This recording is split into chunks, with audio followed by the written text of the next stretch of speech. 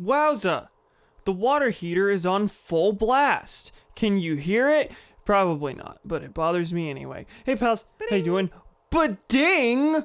I haven't even turned my speakers down yet. You can't make a ba-ding. Thank you for the host, Partly. I see Donnie. I see Partly. I see Gremlin. Yes, I can. I suppose you did, and you can't stop me. I can't. I just need to be proactive. I can stop you. I objectively can. I just need to turn the speakers down first. Not that things getting in the mic is a thing I should be freaking out about, because the water heater is yelling. I'm sure you'll pop soon. You'll actively scream at me. It'll be real great. Anyway. So you're supposed to be the fastest thing alive? Sorry, I haven't done my Jet voice in a very long time. That wasn't good. Not that Jet's voice is like the pinnacle of voice acting, but I should have practiced.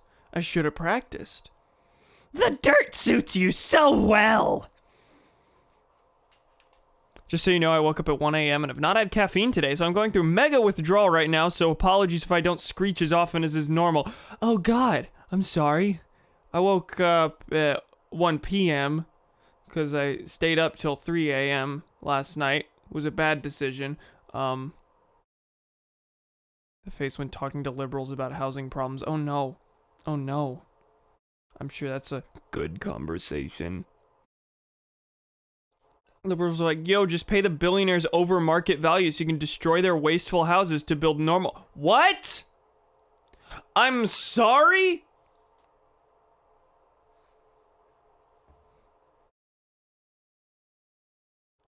Just pay them over market. Just give the billionaires more money. This will fix the problem. They're playing Sonic Riders Zero Gravity. You want to jump into it? I want to jump into it. I think that'd be fun. Oh, no, I'm in studio mode. Hitting the button didn't actually do anything. Now will hitting the button do something? Yeah! Wowza! Today we're going to play Sonic Riders Zero Gravity, the sequel to the original Sonic Riders for the GameCube. And PS2, I think. But this is the funny Wii one. It's for the Wii. It's also for the PS2, I think. I don't know. I only know Nintendo things. Anyway, it's a game I'm very excited to play, though also dreading a little bit, because I adore the original Sonic Riders. My original stream series probably didn't show that to the fullest extent. I did gush about it quite a bit, but since then, I have very nearly 100% of the game. The last thing I have to do is grind rings to buy 2 more vehicles. It's a game I've put many hours into, and I like it a lot. It's quickly become one of my favorite racers, and something that I really wish they would have built on. I have played about an hour of races in this one, and there are various ways in which it does not build on the original, so it's gonna be one that I have thoughts on, I suppose. We'll see. You ready to jump in to the video? Check me out stream when. Right now. Let's do it. No, we're out of here. We're out of here for the forecast channel. We're gonna jump into video game, wherever it is. There we are.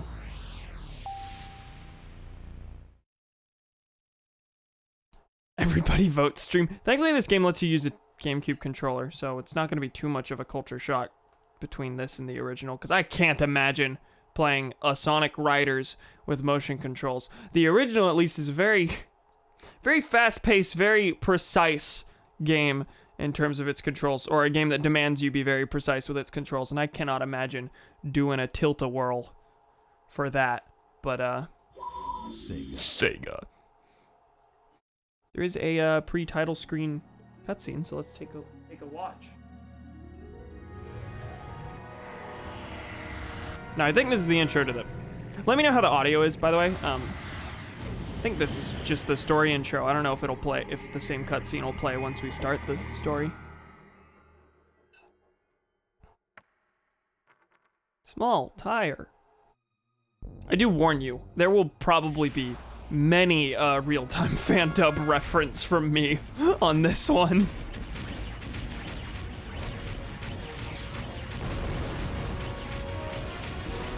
The waveform looks a little loud, but I'm gonna trust that it's fine until someone complains. There's no subtitles. All over the world. The International Security Organization, GUN, has begun to investigate the event. Mediotech has not yet issued a formal Is this the statement over meteor that fell last night? Yeah, the sound of the impact woke me from my sleep, and I found it outside. We'll be at Megalo Station shortly.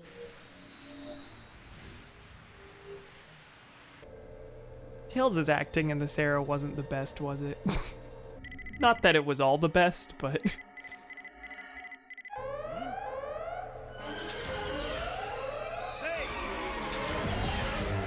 Oh, the game's loud enough that it didn't make the mic. What should we do, Sonic? That elevator! I'm so afraid that this is the same cutscene. You know what? I'm gonna skip this. This is gonna be the same cutscene that plays once we start the story mode, and it's totally gonna have subtitles. We're just gonna ignore everything we just saw. I've played an hour and 5 minutes of this, and I apparently own 7 extreme gear. 888 rings. Yeah, I'm gonna keep going on this file. I would start a new one, but grinding rings in the first Sonic Riders sucks. So I'm gonna be sure to keep that 800 plus rings. Let me make sure there's no settings I need to change real quick. Stereo. Epic instrumental version of Catch Me If You Can. This game's soundtrack is a billion times better than the original, I will say that.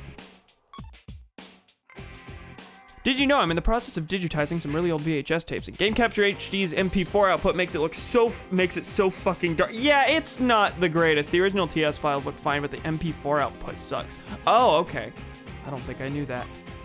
I might have experienced that back when I did Let's Plays, but yeah, that's frustrating. That's annoying. Recreate the Everybody Votes channel. Just remember that as a mod, I can make polls for chat, LMAO. You can also make gambling. Gambling is predictions. That's right. Yeah, you can predict, I guess, just various things that happen on stream. You decide what the prediction is. Control settings, GameCube controller, yes. And let's do it. So, to reiterate, I played a couple normal races. I've technically seen all the cutscenes for the story of this game because of real-time fan dub. Do I know the actual story? No, not really. I know it involves epic robots. We're gonna find out more about that later. So I'm going in this all but blind, I guess. I don't know everything. Let's jump into it. We can only do the hero story from the beginning. This UI is also a billion times better than the original game, because that's cool looking, whereas the original just had like hero story, Babylon story, and there was just text and that was it. Before beginning the game, you could practice some of the game's basic actions. Would you like to start the tutorial? Sure. Beginner course. Start dash. Master your timing to the ghost so that you cross the starting line the moment the countdown hits 0.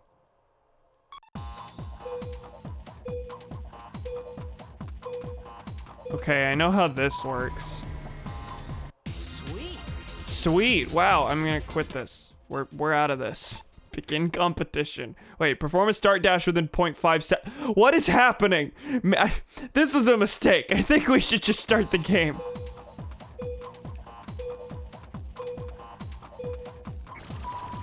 Wow, that was such a good start dash. That was so good. Gotta try harder. Gotta try harder. Yeah, we're gonna... Can we get out of this, please? I want to play the video game. Now we'll quit game just to... Okay. Tutorial's been added to the menu. That is very bizarre that you have to enter the story mode to get the tutorial to show up. I was right, it's the same cutscene.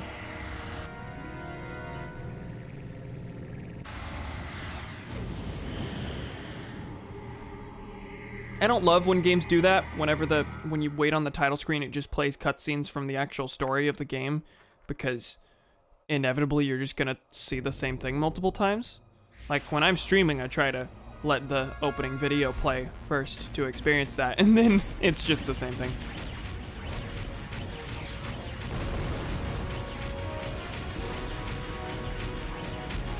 Regardless, it's a little weird that we're just Robots made by the leading okay. security Thank you for the company subtitles. are no longer responding to commands and are running amok all over the world. The International Security Organization (GUN) has begun to investigate the event. Mediotech has not I like yet that they issued a mentioned full guns. Is this the statement on meteor that fell last night? Yeah, the sound of the impact woke me from my sleep, and I found it outside. So weird meteor fell, caused a bunch of robots to go haywire, and it happened to land outside Tails' house specifically.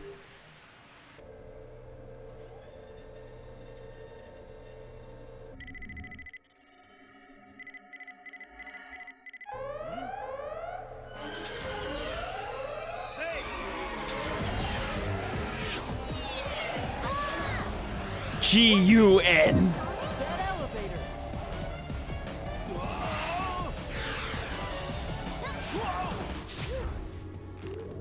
What's up with them? Are they the ones from the news? Watch out!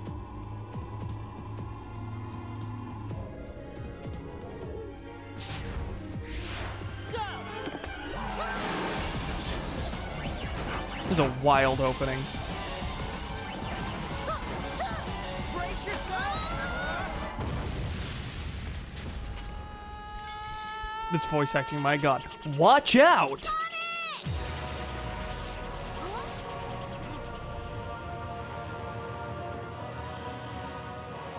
What's going on? Well, clearly the tire's doing Is this. this the stone's power?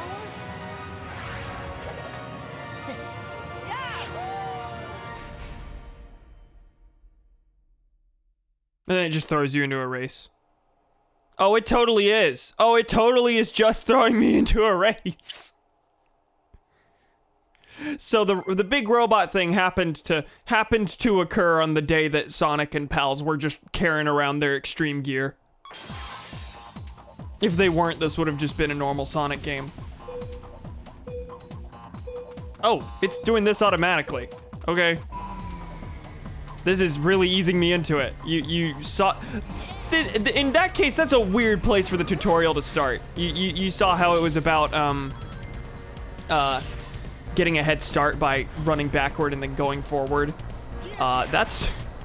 It just automatically had me run at the beginning, so that's not a great lead-in to the story mode, but, you know, he's fine. Anyway, I have to beat robots. That's it.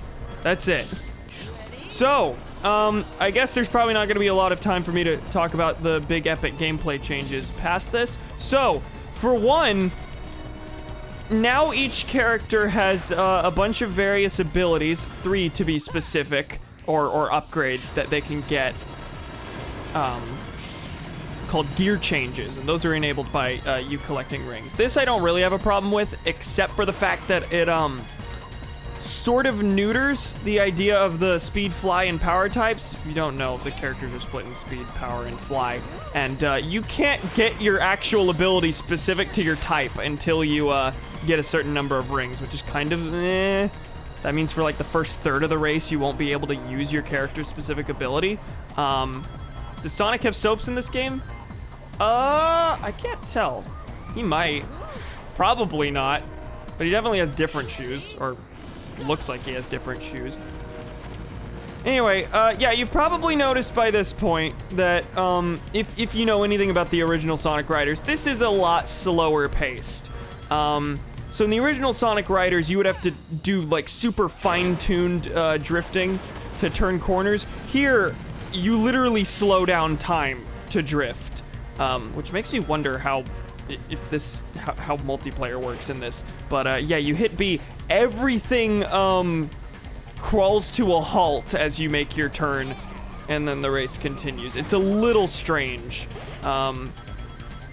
Bit of a bizarre change, but that's one of their epic zero gravity mechanics. Basically, there's that's one of, I think, 2 major mechanics that are added relating to gravity. The other is the thing that you've seen me do a couple times as well, which is it's yelling at me to use R here. And you see that gauge at the bottom's going down. It's a big old speed boost. Now, that's very different than how it actually is, because this stage is also radically simplified compared to its version in actual gameplay. So you can't actually see the full extent of the boost move, but yeah, you can tell this is a little. I'm sure in multiplayer there must be some substitute. I'm sure. Anyway, that was very easy. I mean, I had already played an hour of it, so, you know, I was acquainted with the controls. It took me a while to get acquainted with the controls, because it's actually pretty different from the original Sonic Riders, and much slower paced. Much slower paced. That's my main complaint. It's like, why is it that when I make turns, I have to slow everything to a crawl? That's a weird decision to make, because that's not how the first one was. You could just drift normally, and it was in a super unique way too, where like it consumed extra fuel essentially. Now there's no such thing as like fuel. In the original there was a concept called air that you consumed every time you used a boost or drifted, and if you ran out you would have to run on foot. It kept you on your toes throughout the race. That's gone. That's not a thing anymore. Now the only gauge is your boost meter that determines your like that weird fly above the stage boost move. It's just generally pretty simplified. Did I do any tricks during that race? Because they also broke tricks. They made tricks easier. A new mission's been added to Megalo Station. Opening can now be viewed in the theater in extras. Okay, so there's a cutscene theater. That's good. Did you see the meme Sonic image Overwatch 1 versus 2, where it was just SA2 Sonic with normal shoes and SA2 with soaps? What? What's the joke? Soaps is worth 2 Sonics, I guess. Oh, you don't know? I guess not. God, I hope so. Otherwise, Sonic would be pretty stinky. Overwatch 2's coming out where it's... Oh, okay. Okay, I see. For some reason, I was thinking 1 versus 2, like, multiplayer, but that's not how Overwatch is in the first place. Yes, there's an Overwatch 2 coming. Redesigns, they're all just slight modifications. Okay, I got it now. I understand. They don't give a guy a break, huh? We can't just stand around here. Right. Whoa! Right. Amy, what are you doing here? Fated lovers are always drawn together, silly. Amy? Okay, you got me. I was running away from those robots. I was so scared. Hey! Oh, I like how that just appeared, because there was nowhere Sonic was holding it. But she still All my troubles. I picked it up knocked and it from his stupid inventory. robots came after me. So that's it. Those things must be Oh no, after she this has stone. she has her own. Okay. That So a sounds bunch of these fell. The key to solving this mystery is Mediotech. Hey, Sonic, we got company. Okay, here we go! Oh, is Amy gonna be involved this time? Who am I playing as? Is it Sonic? Okay. In the original, like, Swap 2 you played as, and it was Sonic, Tails, and Knuckles for the hero story. So it could be anyone, but, one of the funny things about the story of the original is that Amy was an active player in the story, and she was basically one of the heroes, but you never played as her at any point. It was like Sonic Adventure 2. In Sonic Adventure 2, you've got the hero team and the dark team. And then you've got Amy, who's working with the heroes, but is not playable at all. She's just there. The game even jokes about the fact that you don't play as her. And it was the same situation in the first Riders. Pretty funny, because it's clearly just some exec being like, make them look futurier! And it's just a little techie bits, LMAO. You mean normal Sonic versus Riders Sonic? Botanical Kingdom. I'll do my best. Okay, it's Tails.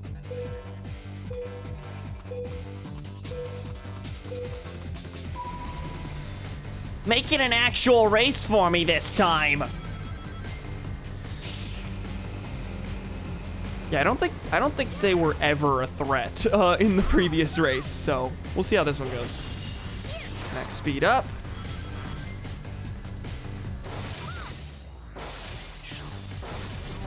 Also, I find it a little interesting that hold up, let me fly. Oh no, I'm sorry, that ramp goes up and down. So if it's not up, you just fall. Okay, this is gonna be a little harder. I haven't played as a fly type until now. What the fuck hit me? A lot of these robots just agree to have a hoverboard race. Yeah, it's a little weird. Oh, did I get that timing right? No, I didn't. Okay, so in this one, they very much simplified Tricks. Now it just grades you on when you hit A. Tricks are literally just you hit A on the ramp. Originally, there was a ton that went into doing tricks. You had to like slow down and charge your jump leading up to the ramp, and then you had to hold the control stick in a certain direction to choose what type of trick you wanted to do, and then you had to like swing the control stick in different directions in the air to do as many tricks as possible. Now it's literally just A. I don't blame them for simplifying it, because the original trick system was, I'll admit, a little too complicated. Or at least took a while to learn how it worked properly. But I am a little sad that it's now just as simple as, hit A.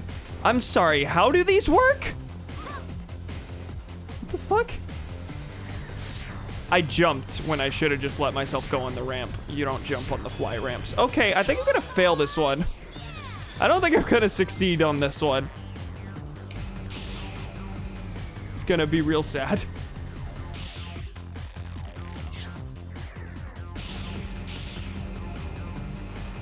I think this might be a remix of an original writer's song. I don't know. I'm not sure. Maybe not. Regardless is good. Better than the original writer's soundtrack. Said that already. Okay, so the mechanic I was talking about with your epic sky boost is that on certain segments of the track, if you use the boost, a bunch of objects will fly into the air. You're not supposed to dodge the objects. You're supposed to hit them.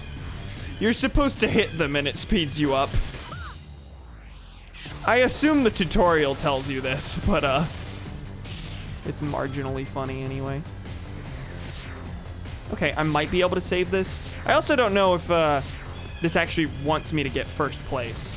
Because I remember in the original writers, the first couple races in story mode, you just had to get the top 3. So I wouldn't be shocked if that was the case here as well.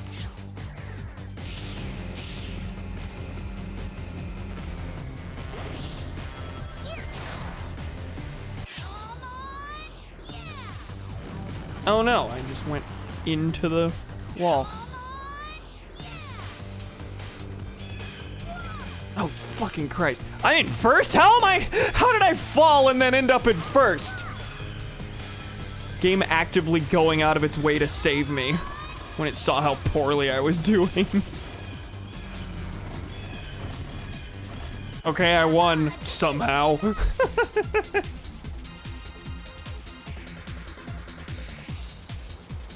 I beat that one by 3.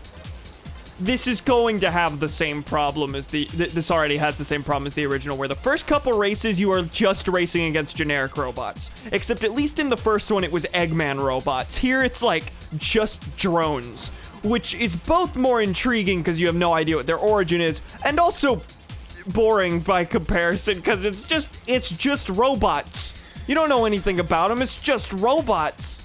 They're not iconic Eggman robots, they just weird wheels. It's gonna take a second, I assume, before we meet the Babylon Rogues again. It's kind of neat they made the music a little dynamic to do with the boost and the drift. That is neat, I do appreciate that. That's weird that you're meant to go into the objects, though. It's interesting to me because that's the same rationale that they used in Mario Kart 8 when they introduced the gravity mechanic there, is whenever you're in a zero gravity section, you're just supposed to slam into stuff. And it's like, what about gravity makes you think slam into things go faster? Why was that in 2 different games? That's just a little odd. Sonic Rider Zero Gravity, but every time I fail, I do something wacky and funny. Wah! What was next? New mission added to Botanical Kingdom.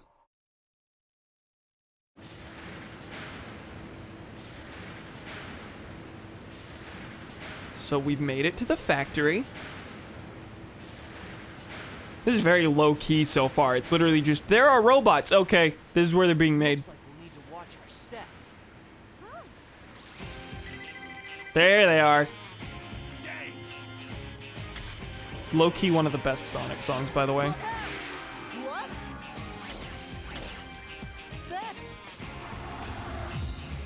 That's Jet, and he can use Chaos Control now.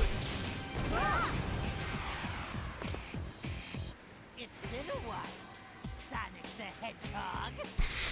Jet? Long time no see, Shorty. Wave. We're here to settle the score from last time. Anytime, Babylon Rose. They're not gonna say Storm's name. Cut it out, Storm. There you go. All right, Kirby. Hand over the Ark of the Cosmos. The what now? What are you talking about? Don't play dumb. Not after swiping the Ark of the Cosmos right out of our hands. Hey, hold up. I'm sorry, Amy, did you steal it? Rush them, Jet. Rush? Ha! I'm the fastest thing in the universe, and today I'm gonna prove it. Ha! Ha! That was weird. Sonic, we can't stay here. But We'll race! have to do the reunion later. See ya, Jet. Hey, wait! Okay, this one's gonna be I race all of them, I assume, to escape the robots. So it's probably gonna be 6 players, or 8 players, 6 of them are all those characters and then 2 robots. That's my assumption. Sonic, yeah, I could just run and beat you, but instead of that, I'll just beat you on the hoverboard for fun. I like how Jet really goes as far as, I'm the fastest thing in the universe! With a skateboard. Like, let's not get ahead of ourselves. Evade the Babylon Rogues and get to the control room, get first place. Sonic and his pals infiltrate Meteor Tech and run unexpectedly into a few familiar faces. An old rivalry is about to be sparked anew. Donnie says, holy fuck. Which one? Meteor Tech premises. Don't get in my way. I'm sorry. Just Wave? Who is it? Well, that was a bad start. Just Wave and a bunch of robots. Wave, who is not even, like, the designated rival for Knuckles. What?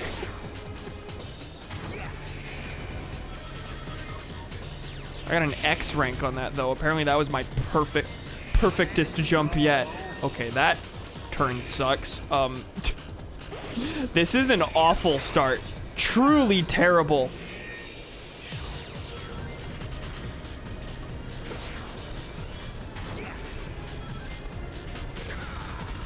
Wait, what? Oh, I can't punch things yet. Sorry, I have to unlock the ability to punch things as Knuckles. Can I start that over, please?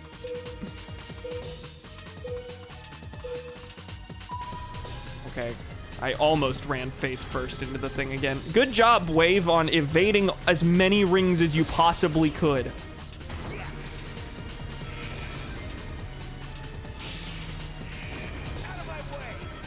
Out of my way! I feel like that line is from something else, but that something else might just be the original Sonic Riders. There's a lot of reused dialogue in this.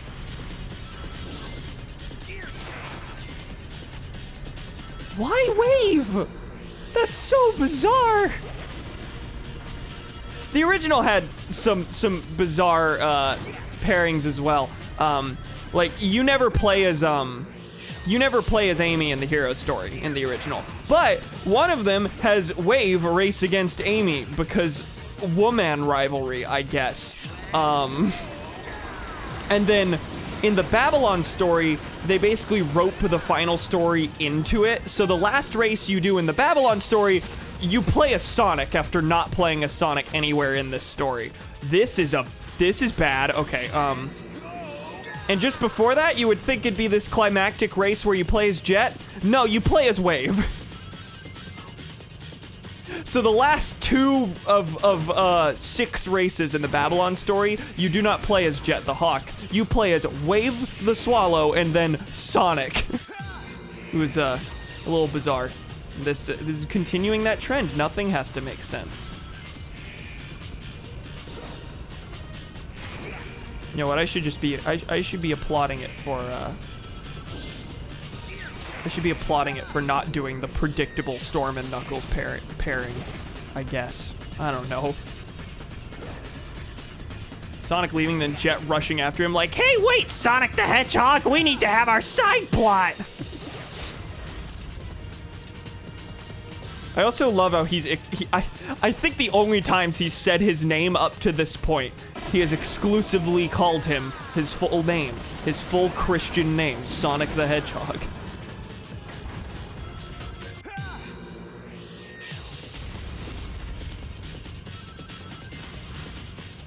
I do like that the upgrades you get visibly transform your vehicle, though.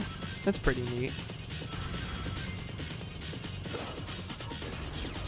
I do find it a little odd that, okay, so Knuckles' whole thing is that he can punch through specific obstacles. Well, Power Type's whole thing is that. For some reason, they tie that to him being on a bike? I don't know why that... I don't know, that frees him up to punch things, apparently. See? On the little gear thing in the top left corner, the way it describes this upgrade is just bike. It doesn't even, like, mention the fact that, oh, this enables you to punch through things. No. No, this is bike upgrade. You're just supposed to fill in the blank that it lets you punch things.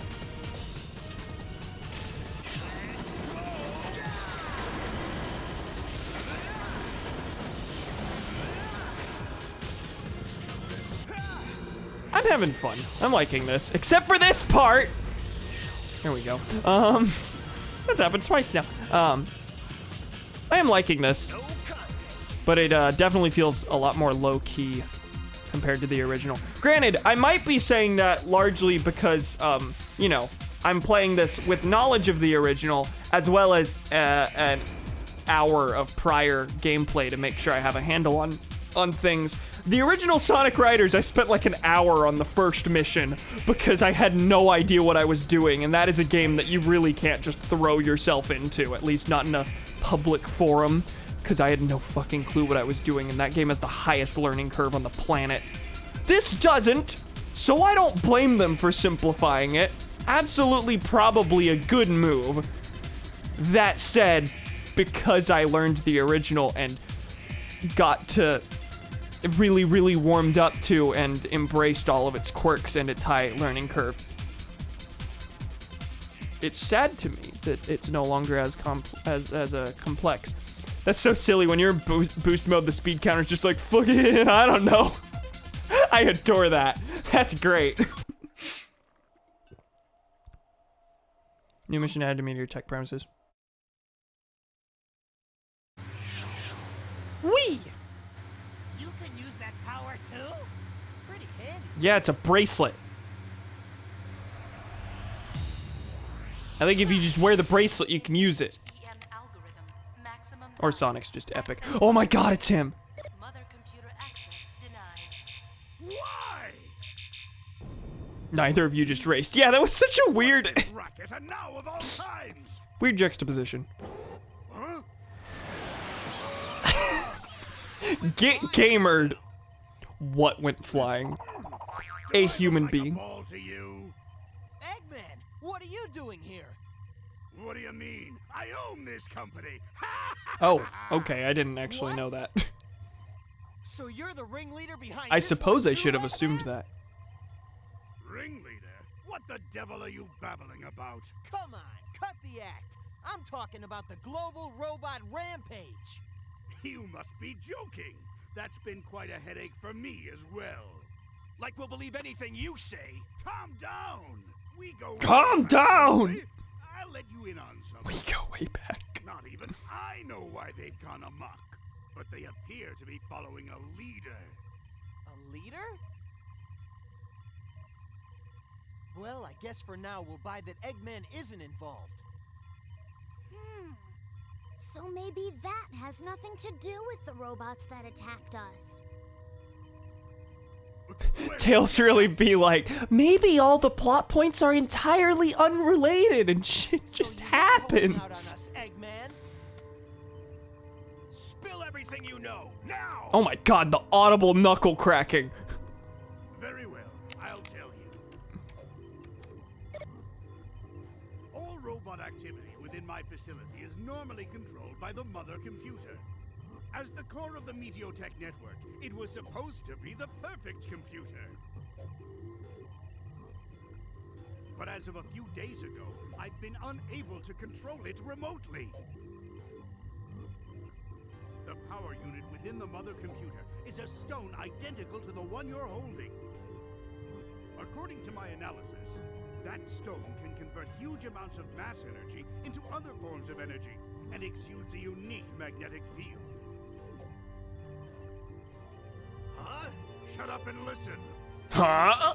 It appears that somehow the robot's leader also contains a stone with similar powers to the one in the mother computer. What?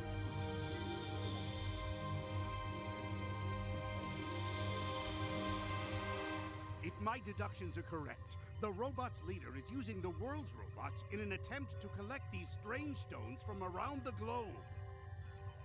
But why do they need the stones? That even I don't know. They're drawn to one another. Why? What? Why does Jet Aren't know just things? Some rocks. They're spoken of in Babylon clan legend as... Ah! That's right!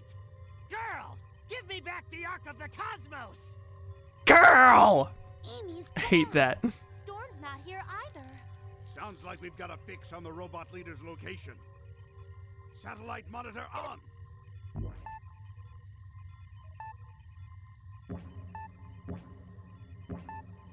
Amy!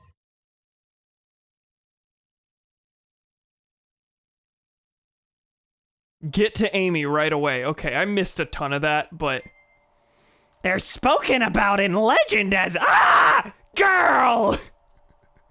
God almighty. I think this is doing the same thing that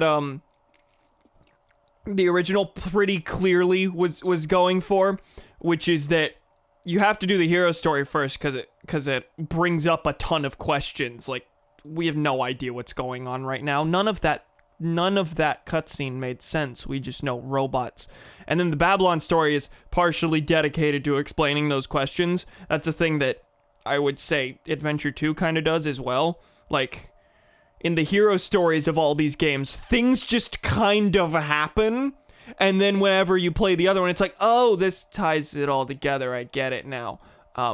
Or that cutscene could have just been not entirely nonsensical, and I was also distracted bidding on an eBay listing. That's what, if you heard the Google Home shrieking at me from back there, it was a reminder to bid on an eBay listing that ends in 5 minutes. So that happened. Robots all drawn to each other because they're all powered by the wacky stones, or the leader's at least powered by one of the wacky stones. By which I mean the Ark of the Cosmos. Anyway, why are we chasing them? I'll do my best. I'm never gonna be Sonic again. Ah! Also, I'm racing against Knuckles and Sonic. Okay. And no one else. Where'd the Babylon Rogues go to? I suppose they get their own race where they chase after Storm. I'm sorry. Oh, I forgot about this. Okay, so did you see how I just came to a complete stop there? Normally, you don't have to hold forward in this game, but there's this item right here where you just like swing a thing over your head and you can hit other racers with it. It's a neat item, like, you know, it makes sense as a thing. But it makes you start running on the ground, so you have to actively hold forward, where you absolutely were not doing that beforehand.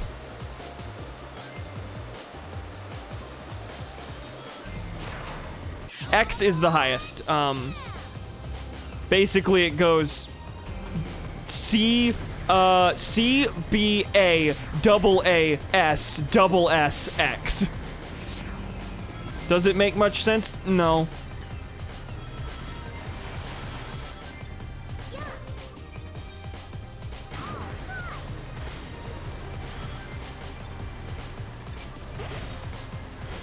Mine first? Yes. Let me verbally ask that question that I can just answer by daring to look down for a second.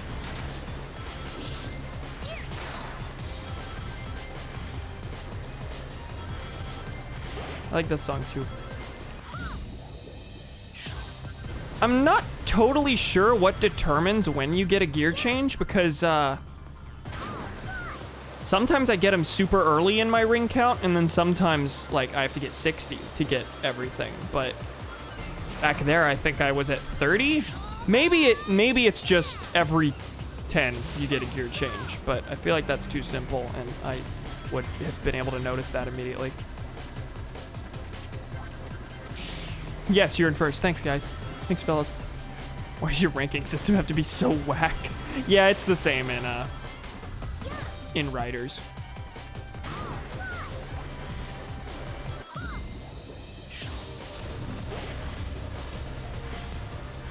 Is there anywhere I can do unique Tails things? Yes, right here. Do I have to take this ramp? Yeah, and then miss that. Nope, I didn't. Came very close, I thought.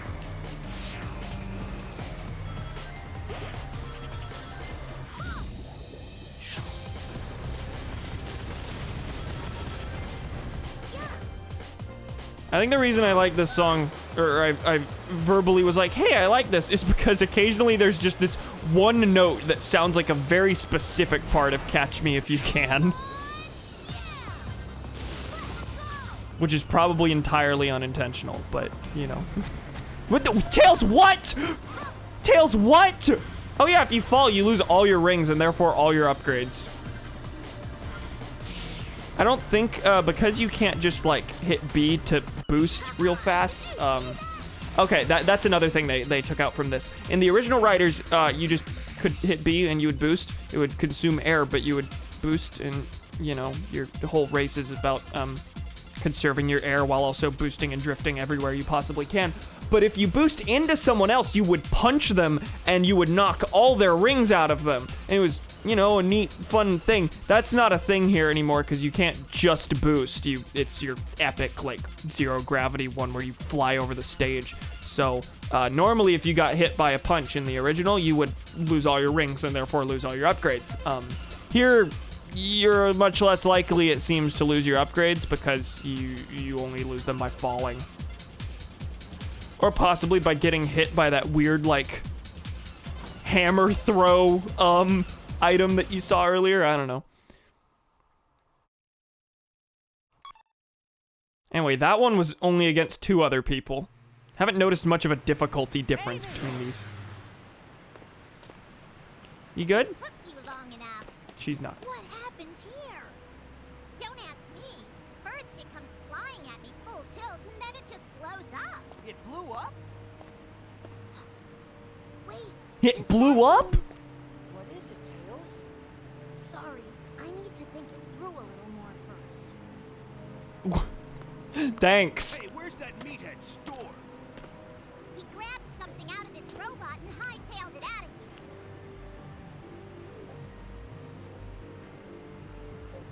So it stopped functioning, blew up, and then Storm took the thing from its remains. So does this mean the rampaging robots will all cool it? I don't think it's that simple. If Eggman started all this by putting that stone in his mother computer, I don't think it'll stop until we remove it. So where is that?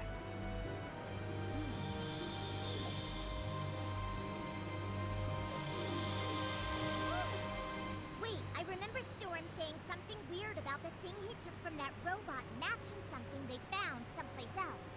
Well, oh, where was it he said? Giga, something like that. Why are we trying to math out, Giga trying to rocks. detective out where the You said. computer is when we can just ask Eggman? Famous ruin among us treasure hunters. A legend about shooting stars tells of some star shard sealed there that can grant your wishes. Shooting stars. Sonic, Shooting let's head to the stars. Vegan rocks right away. We might find a clue about these stones. Leave the directions to me. But they say the star shard is in a sacred chalice deep in the ruins, and getting there ain't easy. Nobody's made it back alive yet. We'll be risking our necks. Yeah. Don't worry, that's nothing new. Yeah! Why was that funny? Okay, that's a little...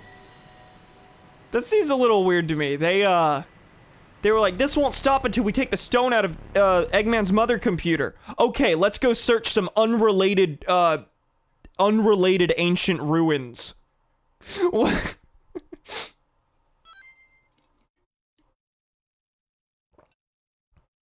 Knuckles by this time in the Sonic story is just a treasure hunter rather than the sworn guardian of the Master Emerald, the most powerful force in the entire canon. Uh-huh. When was the last time the Master Emerald was actually mentioned in a meaningful way? I think it might have been a Sonic Rivals game. But as far as what people consider main games, Adventure 2.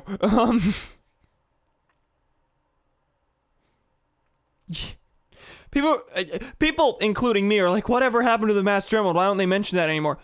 To be completely fair, the Master Emerald was really only relevant for 3 total games. 3 Adventure 2. He grabby the rock. Yeah! Fucking, oh my god. Okay, so Sonic's chased by the leader of the robots, but Storm is the one with the stone. Get the sacred chalice. I assume we're just racing against robots at the ruins this time.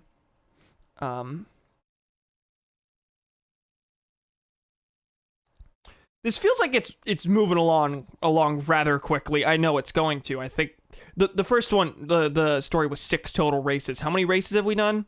At least 4. I mean 3 games, but like the 3 most important games in the canon. You're 100% right. They're the ones that basically are the Sonic lore. After that, the canon just kind of dropped off a cliff. Fully agreed with you there. I like how all the descriptions have specifically mentioned Sonic, like, Sonic must do this, and I've only played a Sonic in 1 race. Will Sonic be in this race? This is not what I expected the Gigan rocks to look like. It's Knuckles.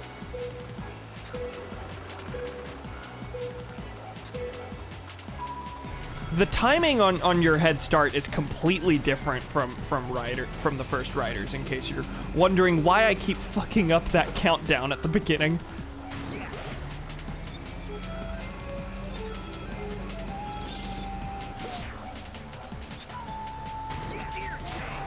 Gear change! I have very mixed feelings about this era of Knuckles' voice.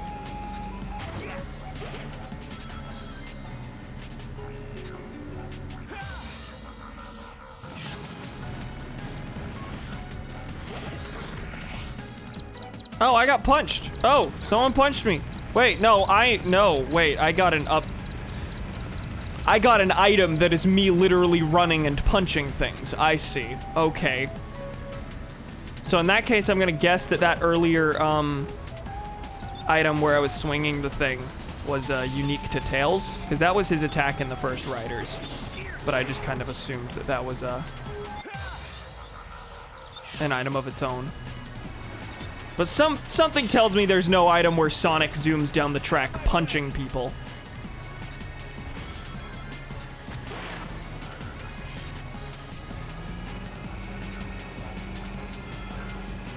That got real fast, real quick.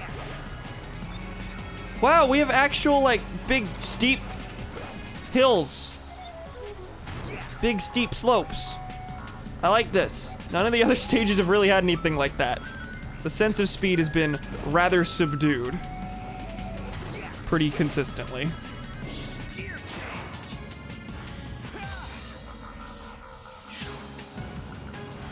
I read a review that criticized the first Riders as feeling far too slow for a Sonic game, and I disagree wholeheartedly, but golly gee, I wonder how they felt about this one. I'm complaining a lot, but this is fun. I am enjoying this a lot.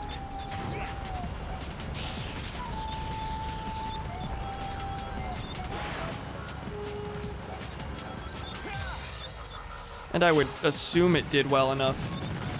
It did decently well, considering, A, it was a Sonic racer on the Wii. That probably sold a little bit well, regardless of how good the game is. And it eventually got a sequel. And then that sequel was on the Kinect, so no one fucking bought it, and everyone hated it. And then the Sonic Riders series died forever, which... Wowza, that makes me sad. One day I gotta get my hands on a Kinect and stream Free Riders for you. Make myself completely miserable for the content.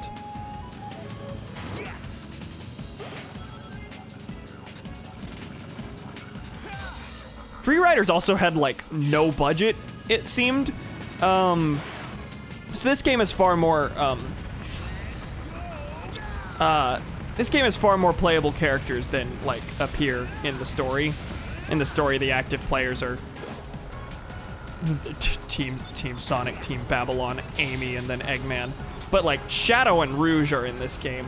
Anyway, Free Riders does a thing that you would think would be good and incorporates all the playable characters into the story.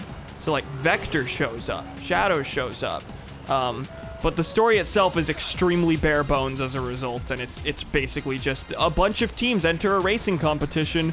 You've never seen this before, which was basically the plot of the first one as well. I am glad that so far this like has nothing to do with, like, I mean, I guess it's weird for a racing game to not have racing central to its actual concept story-wise, because these races have seemed a little forced as a result. That said, I am glad that this isn't just your stereotypical, everyone enters a race, that's literally the plot. That's the plot. Like, it has not engaged with racing as a concept for the story, and I'm okay with that. I'm pretty okay with that. Oh, also, this has, like, full cutscenes. Free Riders does not. Free Riders has your stereotypical, like, still images with dialogue boxes that are voiced, but it's just still images talking to each other, and that's a real step backward. Not to defend this as, like, the greatest story on the planet or the most cinematic thing, but, like, really? After this, you just have images speak to each other? That's a little boring. If you get a Kinect, you need to stream Star Wars Dance. Oh, I would. Oh, I would. You know I would.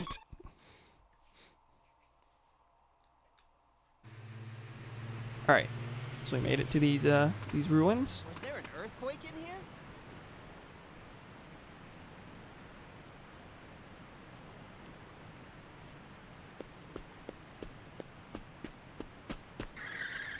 Knuckles' sharp teeth in this specifically. What's wrong, Knuckles?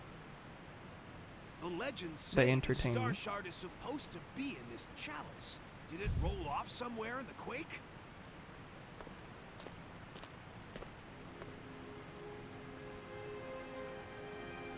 I like that completely subdued voice acting combined with the cartoony, like, he's looking so quickly that he's teleporting. The divine wings. Divine wings? Yes, the legendary bird that the gods rode through the heavens. Knuckles, see if you can read this inscription.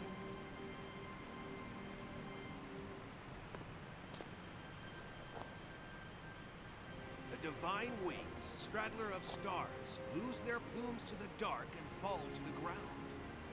The plumes become as stars returning to this land. We, the children of Babylon... Babylon? What connection do they have with these stones? Jet literally told us that, like, Babylon clan legend was relevant to this. Be the plumes written about here? The divine wings, straddler of stars. Could they be power units used to operate some starship? So this divine wings thing is... Right. Babylon Guardian. Like, the same Babylon Garden that we already unearthed last game. Whatever happened to that? Where is that now? Hi, Eggman. No, it's just gonna be a different Babylon Garden. It's gonna be very funny.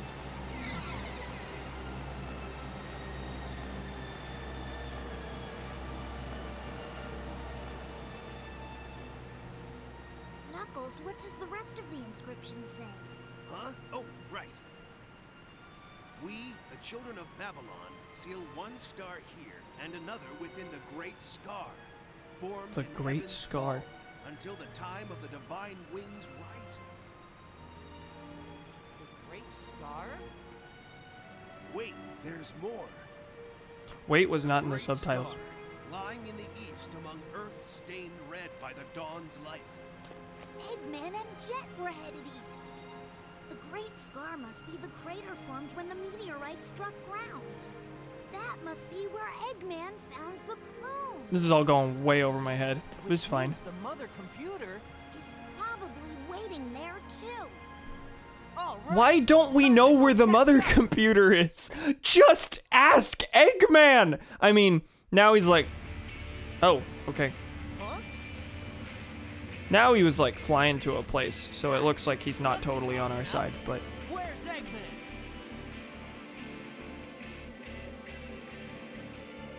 They call it the Crimson Tower. that is not Crimson! Command sent out Why is it called the Crimson Tower? control the robots. In other words, you're looking at Mediotech's brain. That think Eggman nabbed the arcs of the cosmos we've gotten and ran in there. What's he after this time? He's probably planning to use the stone's power to issue an order to all the world's robots from this tower. Sooner or later, he was planning to set the robots rampaging. That was probably his reason for forming Mediotech in the first place. The Eggman Land project again, huh? He never gives up, does he? Yeah, what a shock. Look like Eggman he got starts a started. company and it's a front for world conquest. Wow, who could have guessed? You think I was just sitting around here twiddling my thumbs? Sonic the Hedgehog? I follow you. Sorry to keep you waiting. First one to nab Eggman gets all of the arcs of the cosmos. And the title of fastest creature in the universe. I love the other two, like, wow, you just bet like our ancient relic of our heritage all on a race. One race. Just because of your gall-darn ego and your gall-darn dick measuring contest with the hedgehog. They're children. Defeat Jet in the Crimson Tower race. The mural in the depths of the ruins refers to divine wings, but why does the stone monument have the name Babylon inscribed upon it? I really adore how, we're Team Sonic right now, you know, the nemesis of Dr. Eggman. All the Eggman relevant plot stuff has happened off screen, presumably in the Babylon story. Like, Jet was like, Storm said, that Fink Eggman took the arcs of the cosmos. Like, that just happened in their story. So, from our perspective in this story, it's literally just 1 second we were talking to Eggman, next we saw a thing we saw one of his ships fly overhead, and then the next one was like, oh, this was his plan all along. Oh, okay. We were literally just told that info. That was the reveal. Jet was like, it was Eggman all along. None of the plot relevant things to do with Eggman happened here. We have no idea what actually occurred. It just verbally told us, yeah, he's evil. Which, shocker, real shock, but that's like, earlier I said I really generally liked the structure of things just happen for no rhyme or reason in the first story so that they can be explained in the second story. That's really taking it to the extreme, though. We've seen Eggman once. And after that, it was, he's behind it all. He founded this company to get a hold of these ancient relics. It's funny. Storm did just say Fink. Yes, that Fink Eggman. I love how the Sonic universe clearly has remote communications, but that is just never used prominently when it would be very useful. Yeah. Babylon, like the place from the fucking Bible? Essentially, yes. The Babylon rogues are wild in concept. Also, Am I right in see?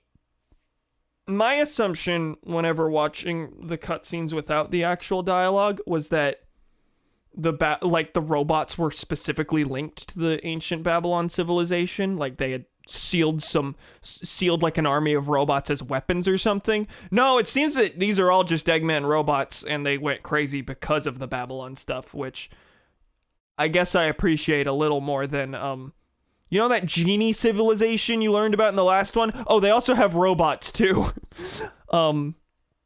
Thematically, this like has a completely different feeling because for those who don't know, the plot of the original Sonic Riders was Eggman held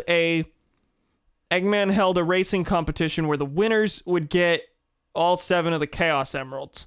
And Jet joined both because he's an egomaniac, but because he had to gather all 7 Chaos Emeralds to raise his ancient homeland of Babylon Garden into the skies and be able to access it. There they find a genie who gives them a magic carpet. It's really nonsensical, but yeah, it's very biblical in nature. Like, there's this secret homeland of the Babylons that the Babylon rogues were trying to uncover. Actually, I don't even know if Jet was trying to uncover it. Eggman was, at least. Eggman Land just sounds like a theme park. Oh yeah. Wait, it isn't? The only time he's properly built Eggman Land was in Sonic Unleashed, and I don't think it's a theme park there, but it might be. I'm not sure. He does build a theme park in Sonic Colors. It is not called Eggman Land. He calls it Eggman's Interstellar Amusement Park. So, you know, they've been using this name over and over that sounds specifically like a theme park. And then they do the theme park aesthetic, and he doesn't call it that. It's very funny. Anyway, race Jet to the Crimson Tower that does not have a hint of red. All right, bring it on. Oh my god, Amy's in this race.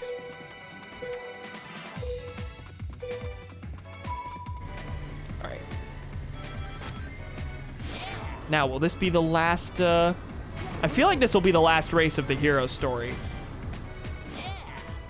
Because I think a cutscene is probably going to happen, and then then the actual finale of this story will be explained in the Babylon side. That's my assumption, at least.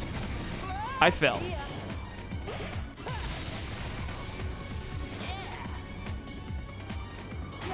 The reddest thing in this tower is Knuckles. Yeah, like why is it called that? That sounds like a translation error.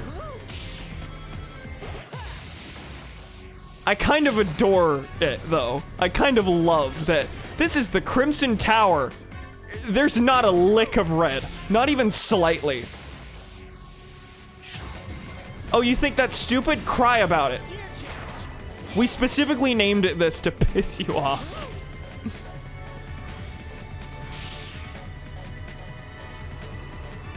The only thing it's missing is one of the characters going, where's the red? Where is the crimson? They all just completely accept this place is called Crimson Tower. It's like they didn't know what the word crimson actually meant, and they thought it just sounded cool. Which, to be fair, has precedent in Sonic. In Sonic 2? In Sonic 2, there was slated to be a zone called Genocide City Zone.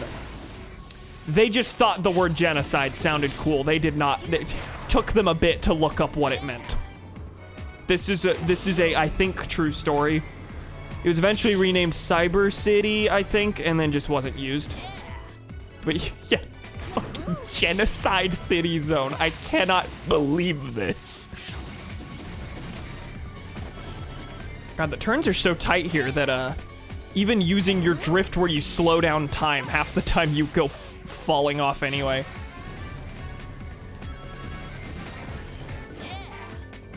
Very big Xenoblade vibes, you're not wrong.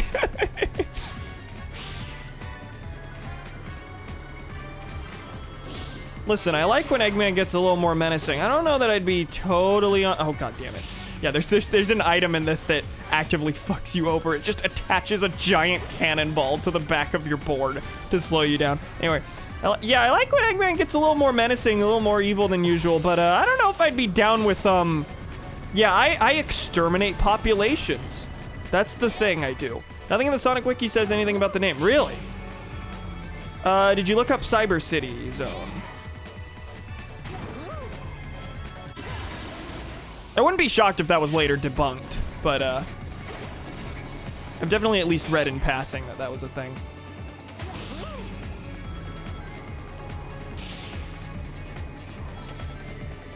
Wait, are you talking about Genocide or Crimson City?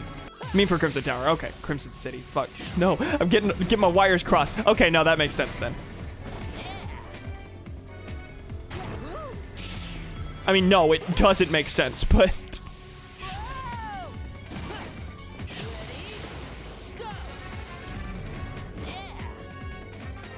That better be an X one. No, that's an S. SS. 2S. Double S.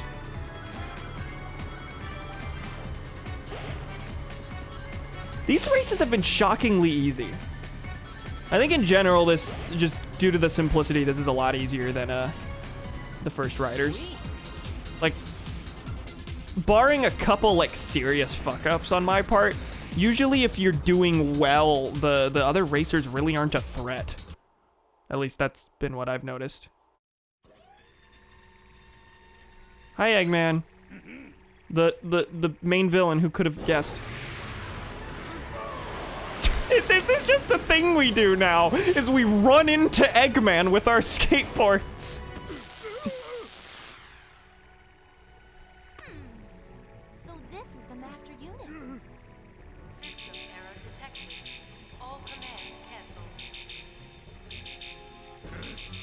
My Eggman Land plans are in ruins after all these years. All these years? You were planning this specific one for years? A trap!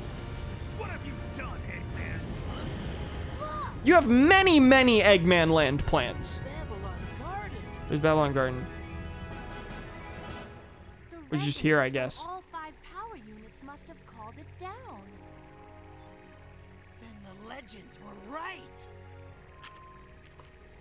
Here.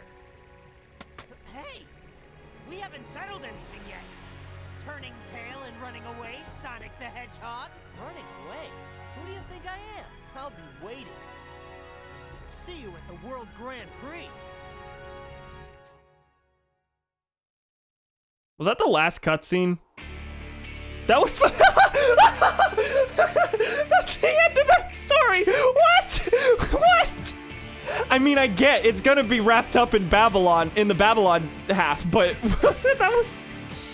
See you at the World Grand Prix. A thing that's not relevant in this game. That was established in the last one. That's so odd. These credits are wild. These are extravagant. Hi, Thomas.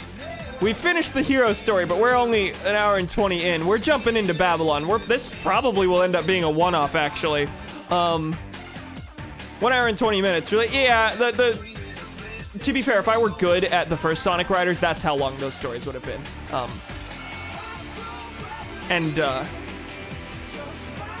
Honestly, I expected it to be short. I expect, like, it's split in 2. I expected each half to be pretty short. I think these days it takes me about 4 hours to beat Sonic Adventure 2 in one go. But, yeah, we're jumping straight into the Babylon story after this. Also, this is a fucking bop. With the worst title on the planet. The song is titled Ungravidified. This word's not spoken in the song. They just named it stupid. They just named it a dumb thing. What the hell does ungravitify mean? We get it. The game's called Zero Gravity. Title the song Zero Gravity or something. This angers me. I demand Amigo and Billy Hatcher. Eggman Land, like, written like that. They go back and forth on how they want to write it, yeah. That was such a weird... It felt more disjointed than the other, like, again, one of my points of praise for Adventure 2 and for the original Sonic Riders, even though the original Sonic Riders also is a fucking stupid story. One of my points of praise is that the first story that it expects you to do does feel kind of disjointed. It does in several ways make you think, what, that's it? And then you go to the next one to have those things answered. The difference here is that that wasn't an ending. That didn't even slightly feel like an ending. There was at least like a climax in the original Riders hero story. And there is in the hero story of Adventure 2. Like, the hero story and the dark story both feel complete, and then they conclude on this big epic thing. But they can stand alone as well. That can't stand on its own. You know something else is happening, because the note that it ended on was, oh, the giant island appeared from the sky. Credits roll. The power of the epic bracelets called Babylon Garden down from the sky. Credits. How bizarre. I really don't remember the story being this short. To be fair, I had played the game for an hour before this, so not had played an hour of the story before this, but I had played the game for about an hour before this, just to make sure I have a grasp on the controls, so I didn't lose any of the races. I didn't fail once. There was a bit where I had to restart because I was doing very poorly, but, you know, this is kind of formulated with the expectation that you would lose a couple times. You would get stuck on levels. I didn't. I have experience with the original Sonic Riders, and then I made sure to get some experience before jumping into this because I knew the first one had such a high learning curve. Imagine if Star Wars A New Hope ended right after Obi-Wan said, "That's no moon, it's a space station." Oh, you weren't here for me to, when I rambled about the other really disjointed thing about this. Eggman shows up twice in the hero story. The first time, you're interrogating him about, like, God, what is the fucking, all the wacky bending stuff. I kind of dig it, but Babylon's unlocked in story mode. World Grand Prix added to normal race mode. See you in the World Grand Prix! Okay. So technically I guess the multiplayer here, or the other, the regular race modes are canon, I suppose? They're like, they're just what happens after the story of this game? Okay, I'm not opposed to that. Feels a little corny, but, what was I saying? In the hero story, Eggman showed up 2 times. The first time, he's like, putting on this facade of being mostly unrelated to this plot. He just said, my robots just started going crazy because of the bracelets. I don't even know what happened. And you ask him for info, and then you go on your merry way. And then in one cutscene, Eggman's airship flies overhead, and they're like, what's he doing? And then you meet the Babylon Rogues, and they're just like, oh yeah, Eggman stole all our things, and he's the real villain this time. So in the Sonic side of the story, Eggman is almost entirely irrelevant. He shows up once, and then you're told of the plot twist, like through dialogue. You don't watch anything happen, and the dialogue doesn't come from Eggman. Jet is just like, oh yeah, Eggman, he turned on us. We gotta go fight him. And then that's it. So the Babylon story is gonna have the real meat, if such a thing exists in this story. It's very funny. It's very funny. Do you think it's called Crimson Tower because it's a tower in a red-looking place? Because the crater is Crimson Crater? That would make some sense, I suppose. Crimson Crater course has been... Yeah, that's true. We just got Crimson Crater level, which is different from the Crimson Tower, I guess. Almost entirely irrelevant, but also yes. All the relevant things that occur with Eggman happen in the Babylon story. And I know this because I've seen the cutscenes without dialogue, but there's Cream, there's Rouge, there's Shadow, there's Magic Broom. Yeah, you unlock characters by doing the stories. Do they show up in the story? No. Alright. Eggman really channeling that Colonel Autumn energy in the hero story, yeah? You again. But at least there, he's like, related to the, at least in Fallout 3, Colonel Autumn, like, the one time you see him is at least relevant to the death of your father when that happens. Fallout 3 spoilers, by the way. So, like, you know, he's at least someone you'd have some sort of vitriol toward by the time you get to the end. Here it's just like, oh yeah, Eggman's the thing. Shocker. We know you guessed this already. Just do it. Just accept it. Also, they seem to have this commitment to where the only racers that show up are the main characters that aren't Eggman, and then some robots. So like none of the other playable characters, Shadow, Rouge, Cream, they don't show up. But you also never race Eggman despite him being the villain, which is funny because he is a racer. He is a person you can play as in the other modes, but you never race him. Are we really putting Colonel Autumn in a positive light compared to this? See, I'm gonna say no. I'm yes to that degree, but also you should expect more from Fallout 3 than you should expect from the story mode of Sonic Riders Zero Gravity. And again, we just unlocked another story. All of the stuff that I'm complaining about is about to be explained to us. Like, Team Sonic works to discover the rampaging robot's goal. The Eggman did robots. Here we're gonna learn the actual ancient Babylon myths behind all of it.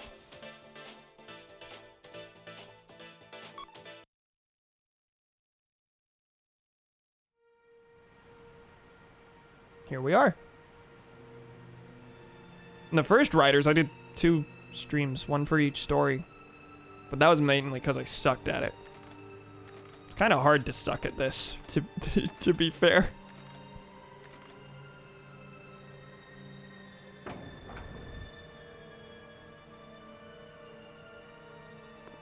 So why are we here? What circumstances are leading to this? That takes care of that trap. Yep. Yup.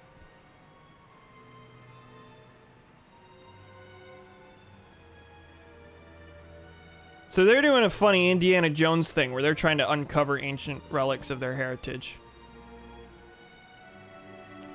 I suppose I didn't need I don't know why I was like, what leads to this? You don't need to know that. They're the Babylon rogues. They're related to a fucking ancient Babylonian civilization.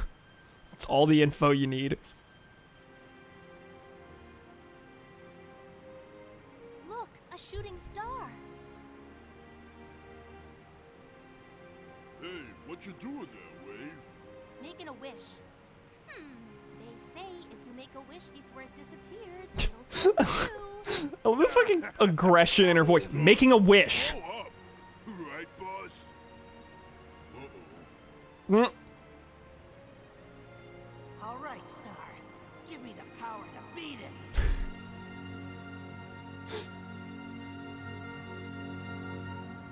I love what a petty fuck he is. Like any wish, and he's like, I just wanna beat Sonic the Hedgehog. I just wanna be faster than him. I wanna be able to beat a guy in a race. That's it. That's all I ask.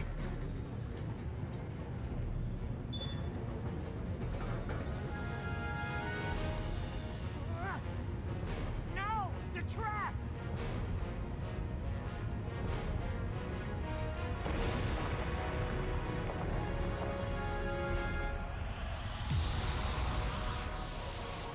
Me when they kill off the Babylon rogues in the first cutscene of the game.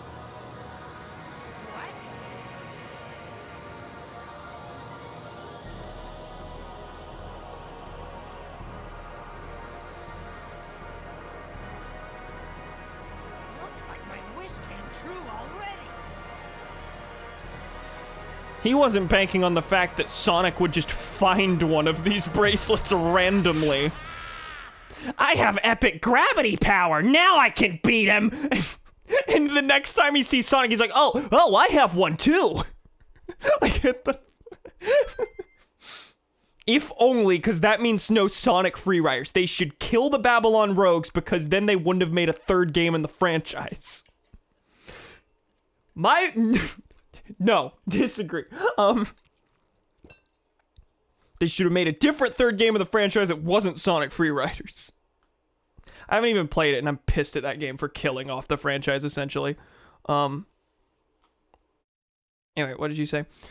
Honestly, considering SA2's story, or at least what it was supposed to be, I don't think it's fair to give credit to Zero Gravity by saying, oh, it's Sonic. I mean, fair. I really adore Adventure 2's story, but right now we're only judging it based on the hero story of this. Think about Adventure 2's story. If you just took the hero story, it's just a stereotypical, like, the story doesn't make sense from the hero side. Like, there's so many questions that it raises, and that's the point. But the way that the hero story goes in Adventure 2 is, for a while, Sonic gets chased by the government, Sonic's busted out of prison, and then Eggman just, like, appears on a screen and says, I have evil plan in space, and then they just go to space to beat Eggman. Like, the first half and the second half of the stories are entirely irrelevant to each other. It's only when you play the Dark story that you realize, oh, wait, the police force that chased Sonic is the one that killed Eggman's cousin and executed Eggman's grandfather. Okay, now these are all relevant together. The hero story on its own sucks. It doesn't suck. It's unclear, and that's the point, because you get answers later. But right now I'm going to be fair to this until we get to the end. Then I can criticize it all I want, and it's going to be stupid. But I don't have super high hopes for this being my new favorite Sonic story, but I'm going to give it some time. Give it some time. Sonic X Riders. Imagine having Shadow and Rouge in every Sonic Riders game, but the only game that are part of the story in is the Kinect version. Yeah. God hates Jet the Hawk. That's fair, I suppose. That said, I do think the way that they, like, again, I think it's fun that the first story is intentionally unclear so that you can get the answers in the second half of the story. That was taken to the extreme here.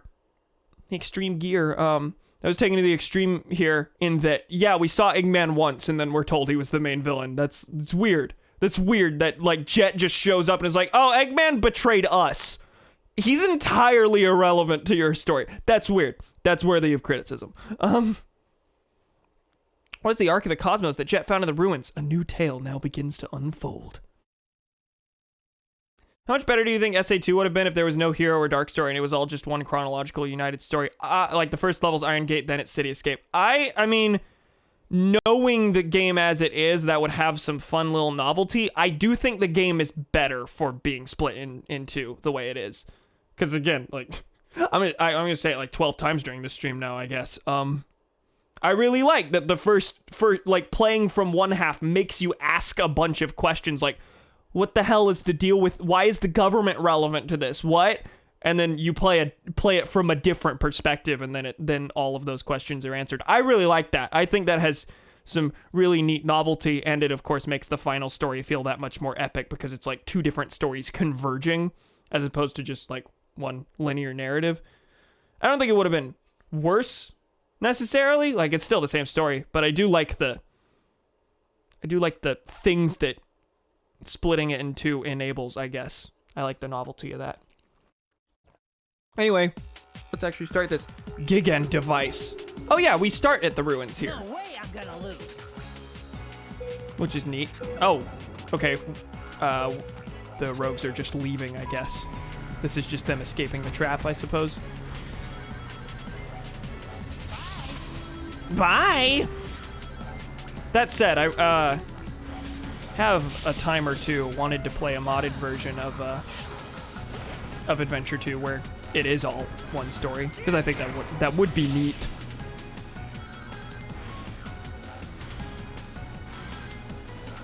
Thanks for giving me the cannonball immediately. See, at least in the original Sonic Riders, the cannonball is like really annoying and it can cripple your performance, but Riders 1 doesn't feel as sluggish as this, so it doesn't like actively feel like the worst thing that could ever happen to you, and you could boost to counteract it. That's not necessarily even a criticism. Like, yeah, if you get an item that's supposed to work against you, then yeah, I guess you should feel bad about it. But I don't like that feeling comes from the fact that the game is already really sluggish.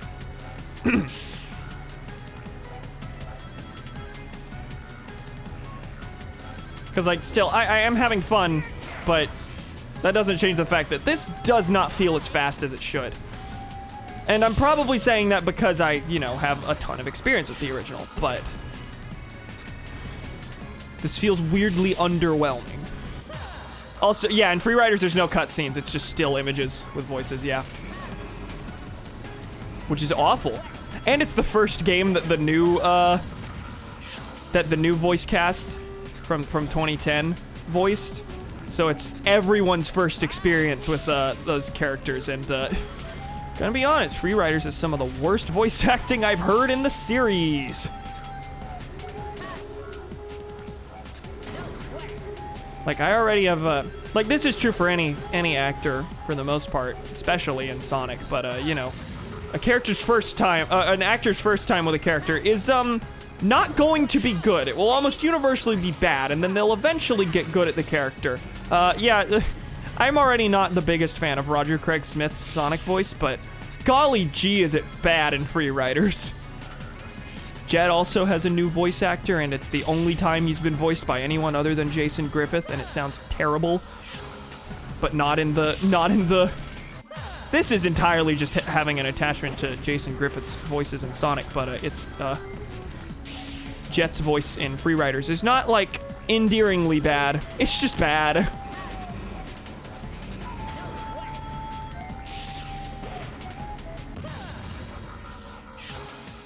I can't wait to eventually, like, actually play Free Riders and then somehow become, like, the one person on the planet who likes it. Because, again, all of the things I'm saying of just, like, are just things I know through the internet. I haven't played the game. I don't have an Xbox. Let alone a Kinect. Let alone a Kinect.